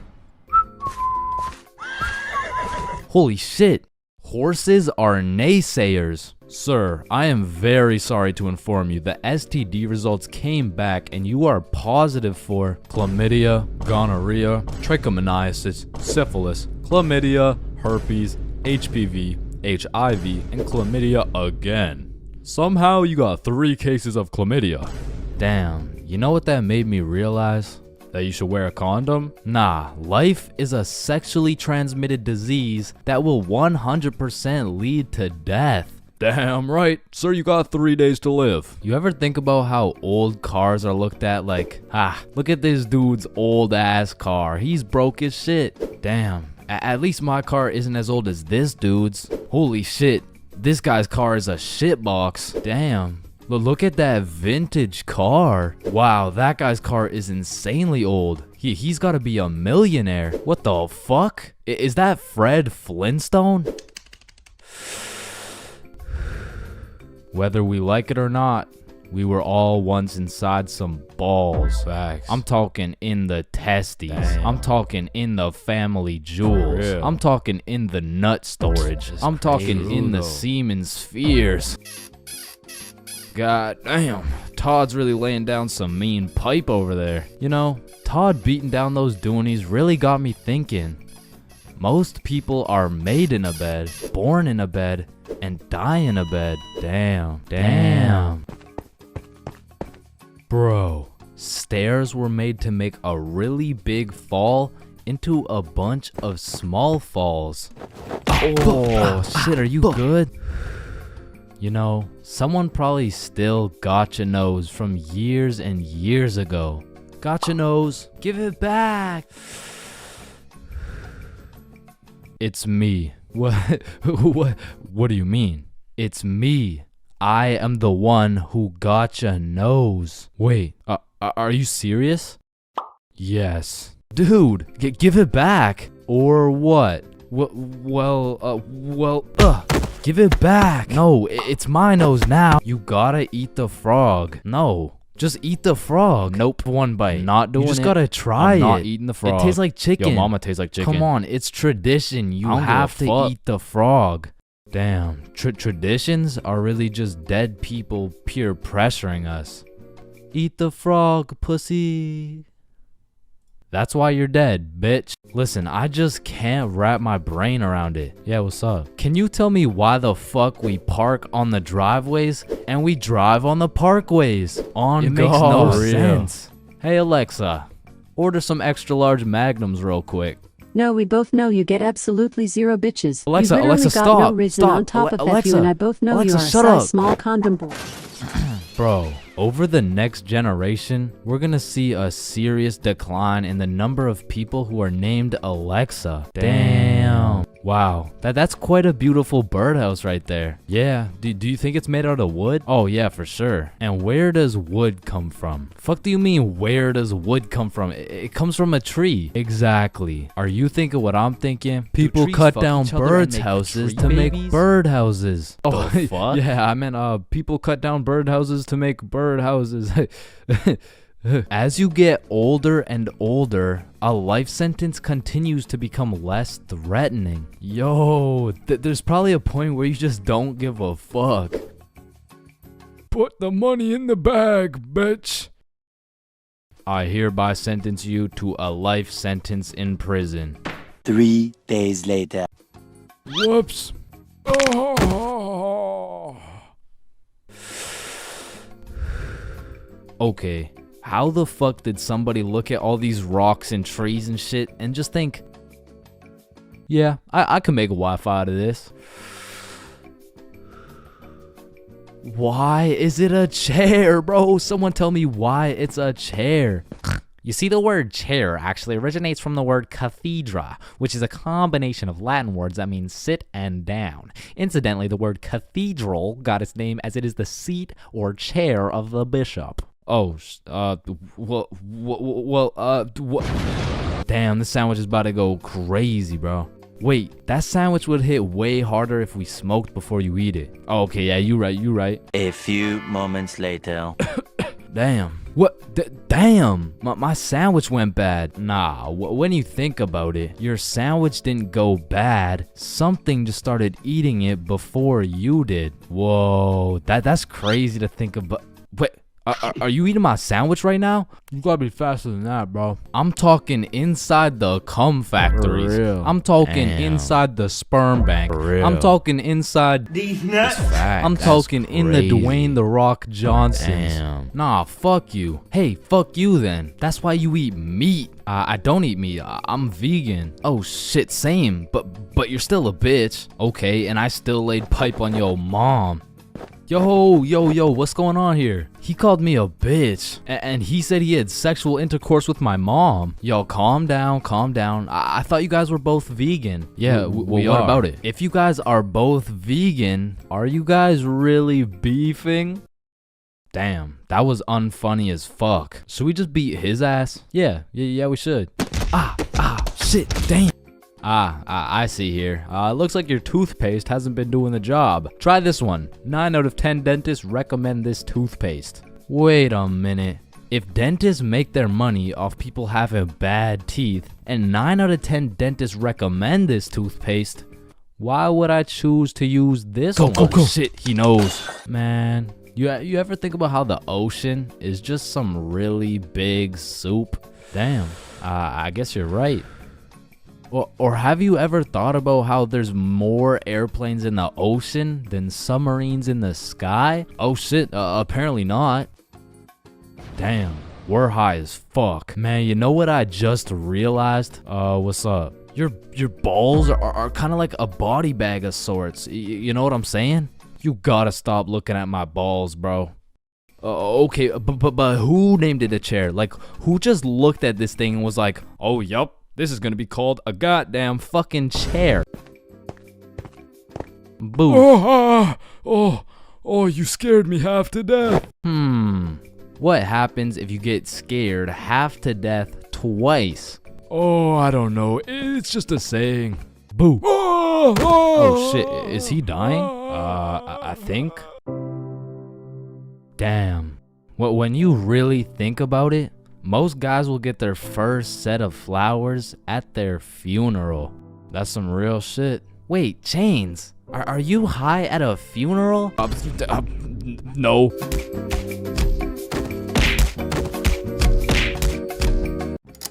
Damn, light bulbs were such a good idea that they became the symbol for good ideas. God damn, I just spilled my water. What? Why does water make clothes darker if water is clear? What the fuck? Yo, there's 2 guys coming. On me. Oh, I clapped his ass. Yo, Billy. Yeah, what's up? You see that lamp right there? Yeah. What about it? That lamp in the video game uses real life electricity. Whoa. You know what I just realized? When a morgue worker dies, he still goes into work the next day. Bro, how could he go to work? He's dead. Oh shit. Oh, whoops. Just dropped the soap. Wait, when you drop the soap, does the soap get dirty or does the floor get clean? Wait, guys. Since I'm alone, I'm the only person in the world to ever see this peanut. Nah, I saw it too. Who the fuck are you? Yo, when did you get so much money? Man, it's the money my grandma inherited me before she died. Yo, that's low key like when your homie dies in Fortnite and you pick up his loot. Come on, bro, my grandma's dead. Not cool. You right, my bad. Man, imagine the guy that discovered milk. And think about him convincing someone else to drink it. You did what to the cow? No, trust me, it's good, just drink it. Wait, you drink it too? Yeah, it's really good, look. Aw, hell nah. Damn, bro, mosquitoes are some brave creatures, considering those jits got 1 HP. Facts. Yo, Chains, you need your parachute to skydive. No, you don't. You just need a parachute to skydive twice. No, Chains. Well, what the fuck? Why did you just break my mirror? Well, actually, mirrors don't break. They simply multiply. Oh. Damn, bro. We're all just some walking nut for real. Facts. Damn, for real. It's crazy. It's true though. Oh shit. I'm on fire. If you really think about it, you're not on fire. Fire is on you. Call the fire truck. Wait a minute. A fire truck is actually a water truck. Oh, god damn, just call the truck. Jesus. Bro, I was on fire. Why didn't you just call the fire truck? First of all, you weren't on fire. The fire was on you. Second of all, it's a water truck. Bro, I got the munchies. We should cook some cookies or something. Nah, you don't cook cookies. You bake them. What? Then why are they called cookies? Shit, I don't know. Cookies are just cookies. No, that's like saying you cook bacon instead of baking it. Well, actually, you do. What the fuck? Bro, what keeps the hot dog in like hot dog shape? It's like meat inside some animal intestine casing or some shit. Okay, so it's hot dog meat inside animal casing, right? Yeah. So, hypothetically speaking, once you eat the hot dog, it's still hot dog meat inside animal casing. But you are the animal casing. So, with that being said, when you eat the hot dog, you become the hot dog. Just let me eat my fucking hot dog, bro. And that is why Genghis Khan has the most descendants in human history. I actually know someone with more descendants than Genghis Khan. Well, that's impossible. Who could possibly have more descendants than Genghis Khan? Genghis Khan's dad. Damn, you know Google Maps, right? Yeah, of course. Bro, someone at Google really just said, yup. Let's just have someone drive down every road on fucking Earth. And then they did it.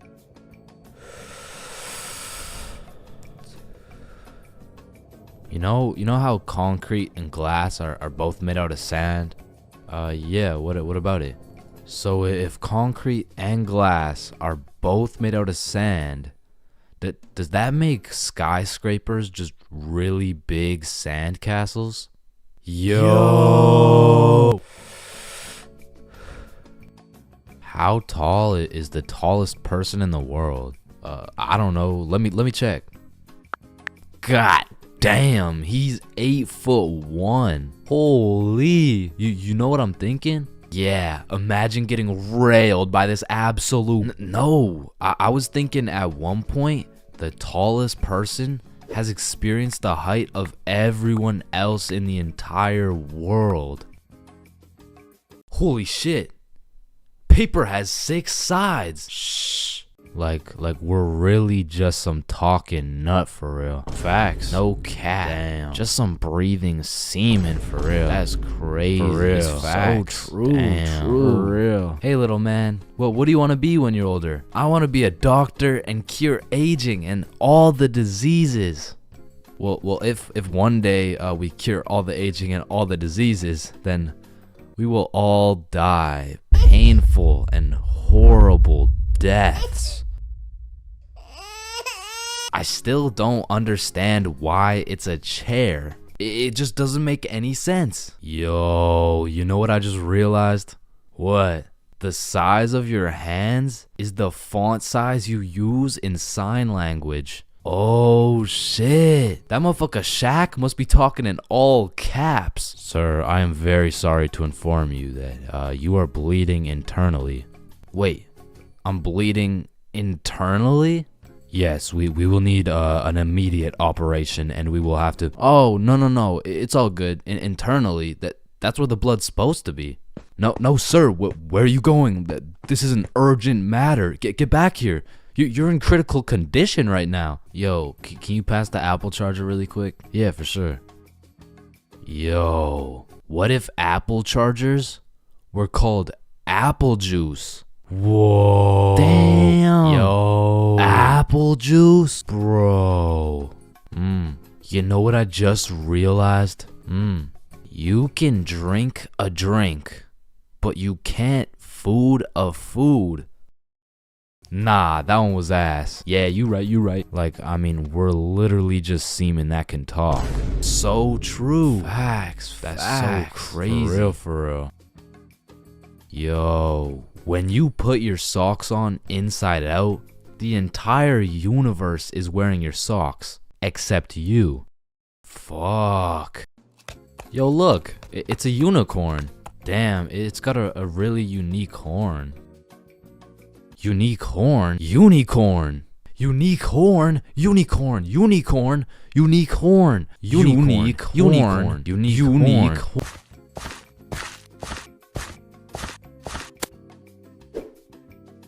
Oh, leaves are called leaves because they leave the tree.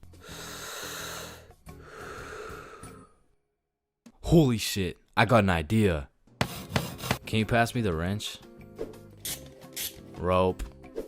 Glue. Piece of pizza, please. Tape. A little more tape. Damn. Big ass magnet. Alright, all done. Whoa! This bad boy uses 0 gas. It's completely eco-friendly. Hop in.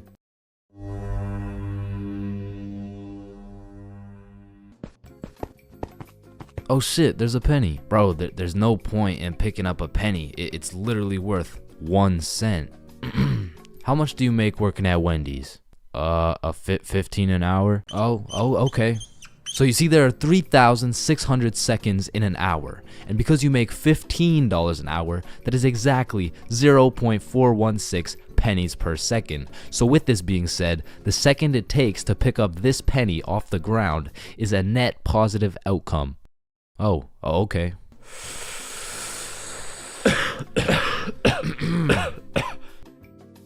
Wait a minute. Are stickmen always naked? Holy shit, we are stickmen. What the fuck? Yo.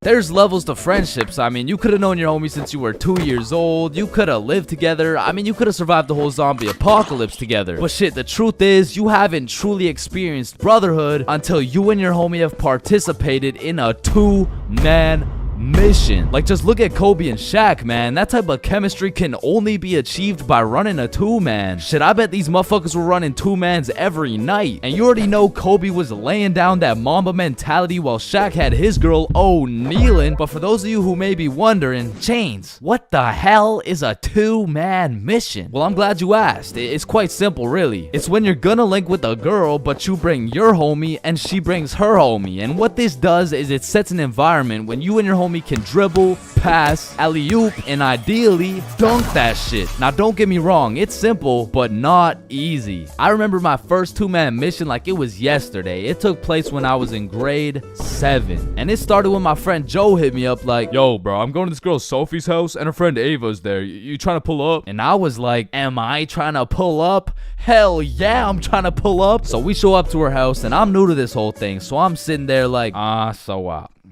What now? we could watch a scary movie. Yeah, let's do it. I'm down. Well, actually, personally, I'm not a big fan of scary movies. Man, shut the fuck. So we're watching this scary movie, and to be honest with you, it was simply the best scary movie I'd ever seen in my entire life. So I was really getting invested in this plot. And Ava's like, oh my god, I'm scared. And that shit went way over my head. What? Why? It's not even at the scary part yet. And then only 30 minutes into the movie, Joe and Sophie are like, Yo, we'll be right back. oh, okay. Do you guys want me to pause the movie? Nah, it's all good, bro. And you see, what Joe just did right there was a calculated move. In basketball terms, he just set an ISO. So now it was 2 1v1s. And the situation was absolutely perfect, but the problem was, I actually liked the fucking movie. And that violates rule number 3 in section 7 of how to pull off a successful two-man. Never give a fuck about the movie. Because the truth is, the movie length is like the shot clock. If you end up actually watching the entire movie, you failed the mission. But I had no clue, and to be honest, I didn't even know what a two-man was at the time. So I got some popcorn and I was just watching the movie. But when the climax of the movie was about to come around, I did something that violated every term and agreement of the two-man mission. I went over to Joe and Sophie like, hey guys, quick, you're gonna miss the best oh fuck. And I missed the climax of the movie, but shit, I seen a climax. And needless to say, Joe never invited me to a two-man mission since. But you know I had to redeem myself, even if it was 3 years later when I was in grade 10. It was a Saturday night and me and Bob were looking for something to do. And I'm gonna keep it a stack with you, bro. I had no motion. Like, my Snapchat was drier than a Popeye's biscuit, bro. But lucky for me, Bob had a roster. And I'm talking an all-star lineup of girls who just want Bob on their body. And I don't blame them. I mean, shit, I got Bob on my body right now. And you can too at chainsclub.shop. That's right, we got hoodies, shirts, beanies, socks, keychains, stickers, you name it. And starting at the price of $4.20, Bob can be all yours. Or if you want me, I wouldn't mind being on your keychain or something. Treat me like white teeth. So as I was saying, me and Bob were bored. So Bob hits up this girl named Avery like, what are you doing right now? And she's like, just chilling. Who you with? My friend Alice. Let's link. I'm with my homie. Okay, is he cute? Cute as hell. Okay, come over. And I'm excited as fuck. So we get Bob's sister to drive us to Avery's crib. And as we pull up to her house, I remember a crucial detail that I'd been forgetting this whole time. I was scared of the hoes, bruh. And as we walked up to her door, I was starting to get flashbacks of me and Joe's two-man, where Joe tossed up an alley-oop for both of us, and I blocked his shot, metaphorically and literally. And as I'm psyching myself up, Bob calls Avery to tell her we're here, and she's like, so, my parents are asleep, so you're gonna have to come in through my window. Shit. So we walk around the side of the house to Avery's room, and lucky for us, there's this big-ass window, and I'm like, yo, can you open it so we can get in? And she's like, it is open. Bro, only this tiny ass rectangle in the top left was open at a 60-degree angle. But that was our only way in, so I helped Bob up and through the window. But now I gotta get up there, and I'm bigger than Bob, so I put my head through and I'm trying to slowly creep into the room, and then I lean just a little too far and I'm headed face first onto Alice's hardwood floor. And listen, Bob has come in clutch many times. He saved me from drowning, coyotes, getting in trouble, but out of all these things, I'm most grateful for Bob catching me as I fell through this fucking window, because drowning and dying would have been pretty bad, like boo-hoo, rip chains, you know what I'm saying? But imagine falling through a window and eating shit face first in front of the hose. Like, I would have preferred the drowning, bro. But after that close call, I was a little flabbergasted, you know what I'm saying? But Alice has the audacity to ask me this loaded ass question like, oh hey, what's your name? Me? Yeah, you. The name's for real. Chains for real. Nice to meet you, Mr. For Real. I'm Alice. And so we all just started talking and shit, but I keep noticing Alice was getting a bunch of text messages. And I remember thinking it was probably her mom or something, so I shrugged that shit off and I'm like, yo, we should watch a movie. Yeah, we should. God, yeah. And I wasn't about to make the same mistake I made last time, so I found the most dog shit horror movie on the face of Netflix and threw that shit on. And man, that shit was ass. In fact, it was so ass that we just started cuddling and shit. Like, what else was there to do? But now that we were close, I could feel the vibrations of Alice's phone getting a call, so she's like, 1 second, I'll be right back. And I wasn't trying to eavesdrop, but I could low-key hear what she was saying through the door. I'm just at Avery's house. We're watching a movie. Oh my god, okay, that's fine.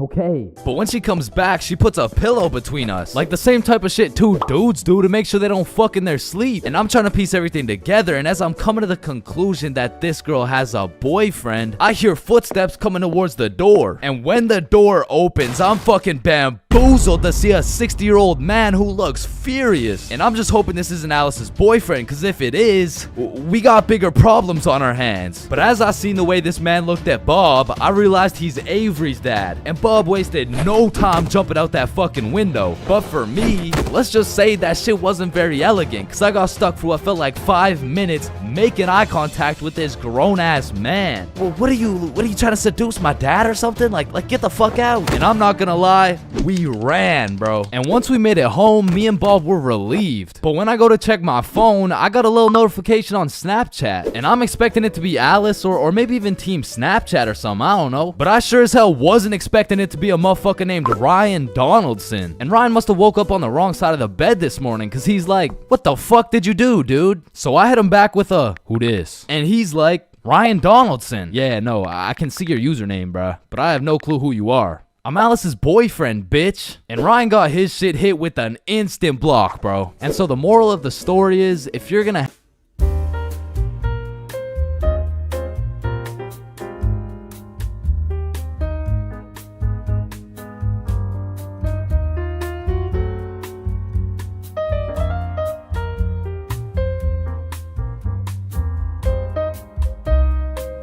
greening out is the worst thing you can get hit with when smoking. And coming from a greening out connoisseur, I can tell you there are many different things you'll experience when ODing on that Zaza. I mean, greening out can range anywhere from a zooted panic attack all the way to seeing yourself in third person, and of course, if you go way too far, gurping may occur. But let's start it off on a light note. When greening out, you may convince yourself you're about to fucking die. Now, I know that might sound very bad, but trust me, it's even worse than you would think. Like, this is the type of green out that will have you fall into your knees in a Wendy's bathroom. The type of green out that will have you repenting your sins, and the type of green out that will have your life flashing before your eyes. Now, after a careful examination, I have determined this green out is caused by combining an excessive amount of Mary Jane with negative thoughts. This circumstance causes a chemical reaction in the brain scientifically known as getting so zooted you convince your dumbass you're about to die syndrome. And I'm just gonna summarize the experience so you never have to experience it. So you take too many chops out of the, because let's be real, it's always the chops. Then you begin to realize you got way too high. Everything starts lagging and you're on about 5 FPS. So you convince yourself that your time is up. And so you just lie there waiting for your impending doom that never actually happens. Another thing you may experience after chiefing too much keef is something I like to call a factory reset. Now, I don't know the science behind this one, but for whatever reason, after smoking too much grass, that shit just starts hacking your brain and it hits you with that factory reset. I mean, all your past experiences, lessons, and most cherished memories straight deleted. You forget your name, your address, the ability to stand up.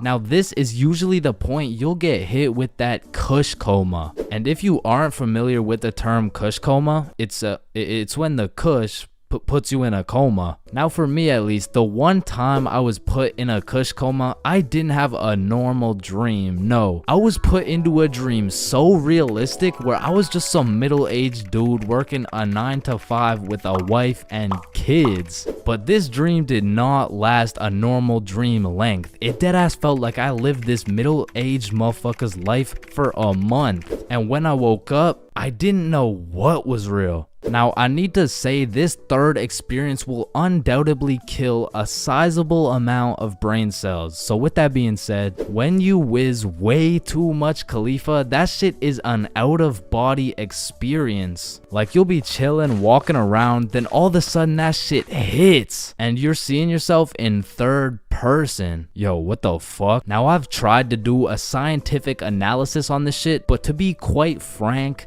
that shit literally makes no sense. Like, who the fuck put the camera up there for you to be able to see yourself in third person? Okay, but anyway, it doesn't stop there. This change in your POV leads to an existential crisis. And through this existential crisis, you find the answer to life. However, when you go to communicate your new groundbreaking findings to the homies, it just sounds like this. Bob. Oh shit, he's alive. Bob, the stars, the trees, us, our family, we are life.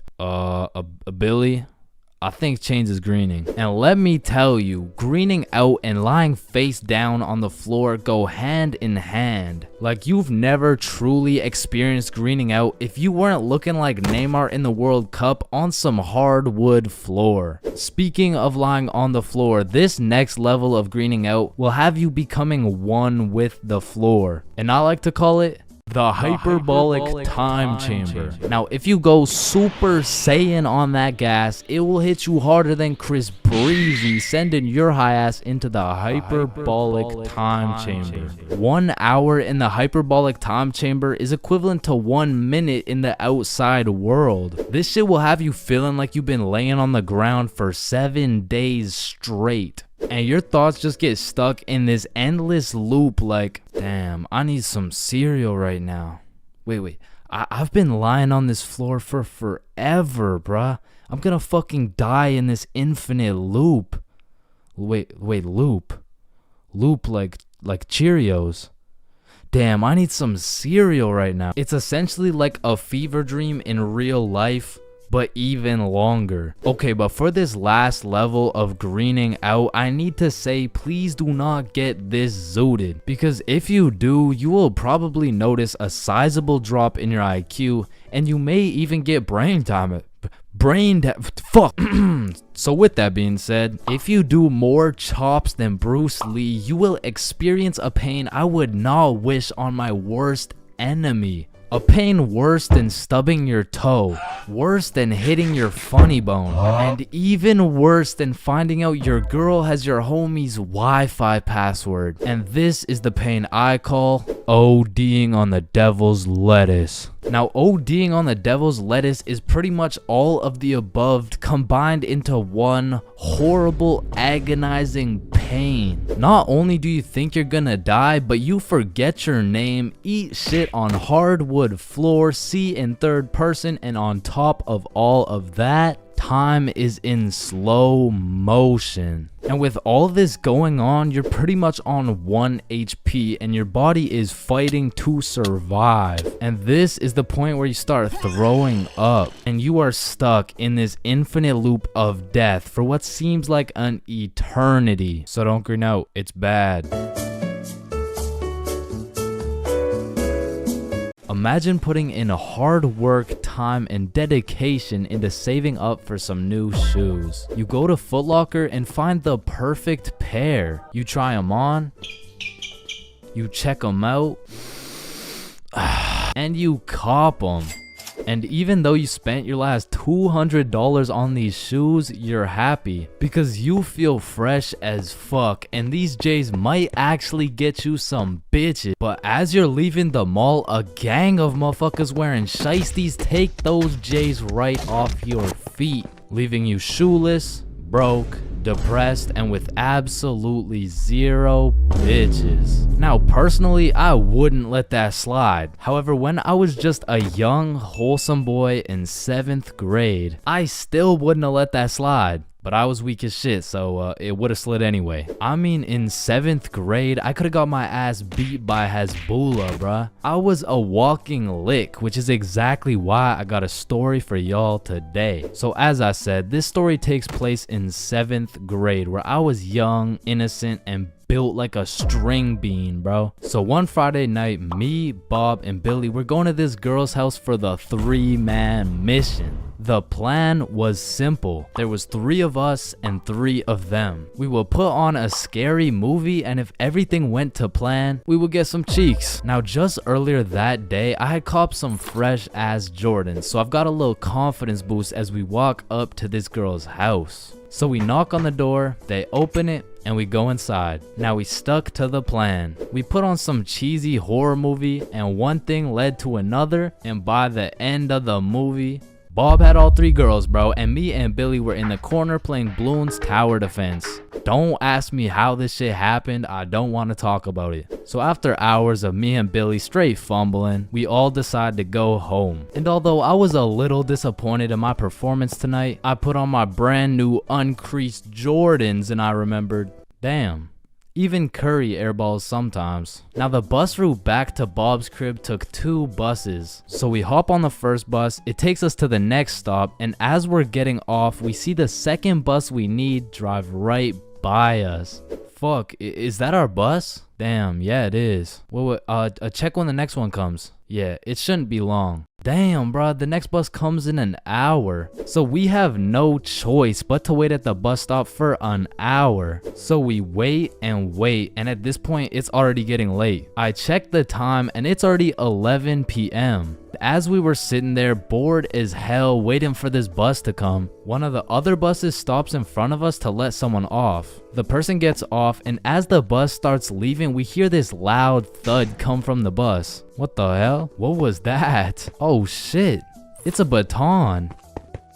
And as we're analyzing this baton that seems to have fallen out of the sky, some motherfucker wearing a shiesty walks up to Billy like, "Give me that shit," and straight snatched the baton out of Billy's hands. And Billy froze up. Bro was scared shitless, straight bamboozled. And the way the bus stop was set up was there was a main road, the bus stop, and behind the bus stop was a small hill with bushes on top. And when I say this shit looked like something out of a movie, I mean this dude wearing a shiesty walks back up to the top of the hill, and a group of 5 other dudes walk out from behind the bush, and they're shiestied up too, bro. They had to have been in at least grade 12, and to a 7th grader, that is scary as fuck. And I was no genius, but as that group of shiesties came out of the bushes looking like a GTA 5 cutscene, I came to the consensus that they were up to no good. Yo, those Jordans are looking my size. And this was the moment I realized I was about to get my shit robbed. So I started analyzing my surroundings and calculating my options. Maybe I can talk my way out of this. Hey sir, how was your day today? Shut up. I said, what size are the shoes? Damn, I can't fight them. It's a 3-on-5, and they got the high ground, and they got a baton, bro. They would knock my ass out and take the shoes. But I'm fast. So if I take a right, then make a left, there's no way they can catch me. Wait, fuck, I can't run. I'd crease my Jordans. And just as I had ran out of options, Billy says the last words I would expect to come out of this man's mouth.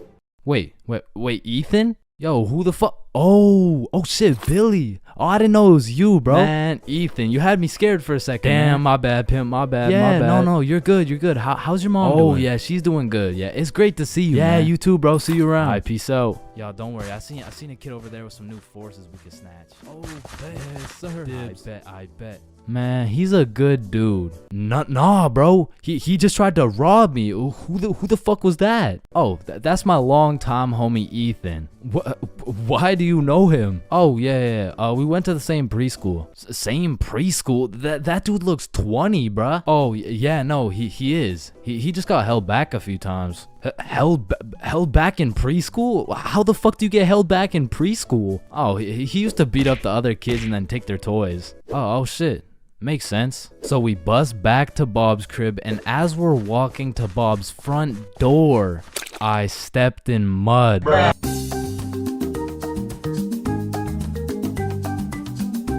Man, way back when, there was a time when you couldn't catch anyone under the age of 30 chiefing a vape. Until one day at Vaporizer Laboratories, they were cooking up and made a flavor that would change the game forever. Cotton candy. Now this revolutionary flavor forced these grown-ass 30-year-old men to take a good look in the mirror and ask themselves, Damn, what do I look like as a grown-ass man sucking on this goddamn cotton candy stick? so they do what any responsible adult would do. They give it to their children. I mean, shit, kids love cotton candy. All of a sudden, business is booming for Vaporizer Laboratories, so they start cooking up even harder. Boom, Sour Patch Kids juice. Boom, applesauce juice. And boom, baby food juice. These babies will be sucking that shit like a soother. Kids' first words will be looking like, yo.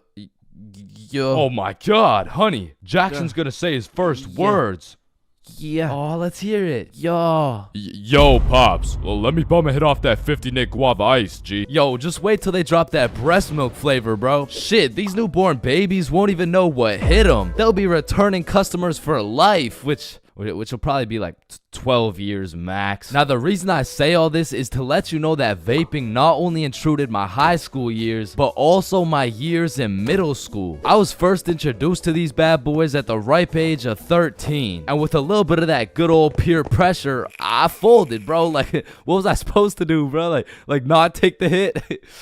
No, I probably should not have taken the hit. But from that point on, I started doing a little dabbling, you know. I mean, as a 13-year-old, there's only one answer to someone asking, yo, dude, you want to try a hit of this blueberry guacamole milkshake ice flavor, dude? And that answer is abso-fucking-lutely, dude. And I was never a fiend or anything, but I will say, I popped a few ghosts and blown a few O's back in my day, but it had never gotten to the point of me owning a vape. Until one day. This story takes place way back in grade 7. Me and the boys were posted in science class dissecting cow balls or some shit when Mr. Principal burst through the door like, Is Tessa here? Yeah, she's right there. and I look at Tessa and she just tosses her vape over to her homie Kate. And I seen that shit clear as day, but Mr. Principal's old ass must have forgot to wear his contacts or something, because he runs a quick pat down on Tessa looking for said vape, but sure enough, he doesn't find it. Miss Rhodes told me you were vaping in her class. Is this true?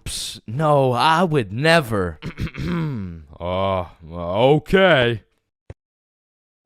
And then the bell rang and everybody knew what that meant. It was nut break. Now, I don't know who the fuck decided to name our recess nut break, but I will say most of the students understood that that shit was short for nutrition break. However, some kids took it a little too literally. Weird ass school, man. But this specific nut break, you best believe me and the boys weren't busting nuts or eating nutritional foods because Billy had something else on his mind. Yo, who's got you smiling like that? Who, me? Nah. It's nobody. Yo, wait, you got a crush on Tessa? What? Tessa? Me? Yeah. Yeah, I got a crush on. Yeah. Oh shit, go talk to her, bro. Talk to her. No. Bro, it's simple. She's new to the school. She's probably looking for some friends. So just walk over and introduce yourself. You're right. I'm just gonna do it. Yes, sir. Hey, I did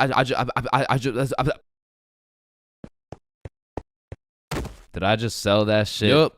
You did. Then the bell rings and we all go to PE class. Now in my middle school, your class was your class. You just have the same students and the same underqualified teacher teaching everything. Like, Lord knows Mr. Donaldson shouldn't be teaching PE, but shit, here we are. And so while we're playing dodgeball, I'm trying to coach Billy on how to confess his love for Tessa, but I'ma keep it a buck. I was speaking straight out of my ass, bro. I don't know the first thing about confessing love. Listen, bro, I'm the expert when it comes to confessing love. All you gotta do is walk up with confidence, introduce yourself, and then ask her to be your girlfriend, bro. Okay, simple. Let's practice. Hey Vanessa, my name's Billy, and do you want to be my girlfriend? Damn! And after the proper training, by the time lunch came around, Billy was prepared to do what had to be done. Alright, listen, bro. Whatever happens out there, me and Bob got your back, and remember, the worst she can say is no, bro. Alright, I'm ready. You got this. Hey Vanessa, I'm Billy. I seen you in science class today, and you were looking very pretty. And do you want to be my girlfriend? Fuck no. She laughed, bro. She laughed in Billy's face, and he walks back to us with tears in his eyes. She laughed at me, bro. Well, at least you know what they say. What? If you can make her laugh and giggle, you can make the cheeks clap and Not jiggle. right now, bro. You're right. Too soon.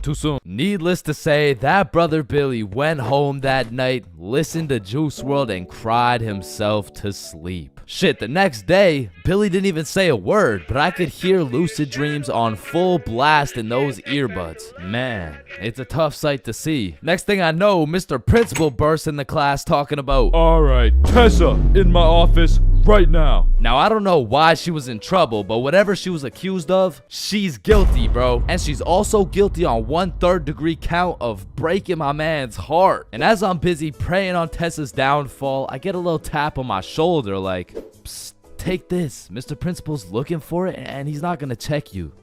Whose is it? It's Tessa's. Don't worry, it's safe with me. And it was safe with me, cause that shit was now mine. The only way she could get it back is if she repaired my boy Billy's heart, and that just wasn't happening. And soon enough, Tessa comes back from Mr. Principal's office, and she didn't say a word. We had nut break, nothing. We went to PE, nothing. And then we went to math class. And as I was chilling in math class, calculating the square root of pi and shit, I get a tap on my shoulder again. Psst, Tessa wants her vape back. Vape? What vape? The one I handed you this morning? You know, it was purple. Oh, that vape. Oh, yeah, no, I threw that shit in the bushes. So she reports back to the person who gave her the vape, and she reports back to the person who gave her the vape, etc., until Tessa finds out, and she looks pissed. So she whispers to her friend, who whispers to her friend, etc. What bush did you throw it in? Oh, the one out back. And to put it in perspective, the bush out back was fucking massive. It was this huge conglomerate of straight prickle bushes, and so pretty much her vape was gone, bro. And I went to sleep that night with a smile on my face, knowing I not only saved Tessa's lungs, but also Billy's heart. The next day I went to class, sat down with the boys as always, but something was different. Tessa and her homies were nowhere to be seen. I shrug it off and continue to make some groundbreaking studies in science class until I hear Billy like, bro, no fucking way. So I turn around to not only see Tessa and her friends waist high in prickle bushes looking for this vape, but I also see Mr. Principal forcing them to do it. Now this was truly a beautiful sight to see revenge play out this perfectly. Like Billy was sitting at the window the entire class watching him do a whole search party for this vape that was posted in my pocket. And just when I thought Billy couldn't get happier, the next day Tessa and her friends had to present a PowerPoint to the entire school on why vaping is bad. Vaping is bad because when the vape enters your lungs, well, it's not good for your lungs. Man, karma is real, because not only did Tessa understand how it felt to be laughed at, but the next day my friend came up to me like, can I use that vape for the day? And I wasn't using that shit, so I said, yeah, sure. And at the end of the day, you'll never guess what she told me, bro. Yo, you still got the vape? No, I threw it in the bush out back.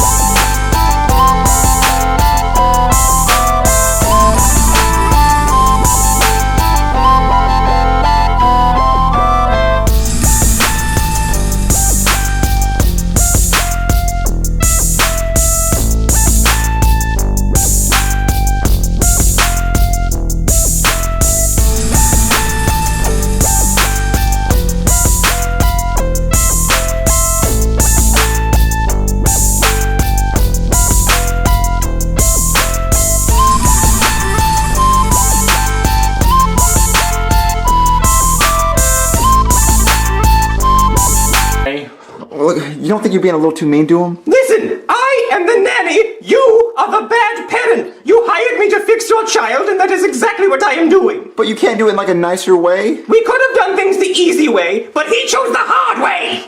I know, but he's still just a kid, and he needs to be, like, treated like a little kid because, he has a lot of growing up to do. Your son is the worst case I have ever seen. It may take many hours, but I promise you, I will break him, and he will behave. Okay, I guess I'll believe you. I'm done. Oh my goodness! Lick my butthole! I will do no such thing, young man. There will be no licking of buttholes today. That is it. I am going to teleport us all back to the kitchen. Post! Hey, what is this thing? This is a baseball pitching machine. It will pitch baseballs into Jeffy's face every time he doesn't say he's sorry. What is this thing right here? It's going to take your picture. Now, are you sorry? No. Very well. Are you sure we should be using this? Yes, this is the only way to learn, through pain. Ha! Right in the dome. It just seems a little cruel and unusual, Shut up! I'm enjoying this. Oh, come on. Yes. Okay, I think we should stop because this is very, very mean, and I don't think my son enjoys getting hit with balls. No, I'm fixing him. This is what it takes to fix him. But there's not that much wrong with him. He's a perfectly normal boy. Just have to. Oh my goodness! What's wrong? Jimmy threw a peanut butter sandwich at my face! I'm allergic to peanut butter! I'm dying! Get that off of me! I hate peanut butter! Well, Craig? Yes, hello! Well, you're the nanny? Yes! See, it's very boring in hell, so I thought I'd get a second job, and Uber sucks. I hate driving, so I became a nanny. Oh, so that's how you had all those magical powers and stuff. Yes, I also figured out I can turn into people, which is pretty cool. Hey, you want to see me turn into Jeffy? Sure, I guess. Watch this. See? I'm your son now. And all that stuff. Wait, so you can turn into anyone you want? Yes. So then why'd you turn into a nanny? Well, I just wanted to do evil things to you and your son. Was it evil? I mean, not really. I mean, it was kind of evil. I get you wasted our time. Yeah,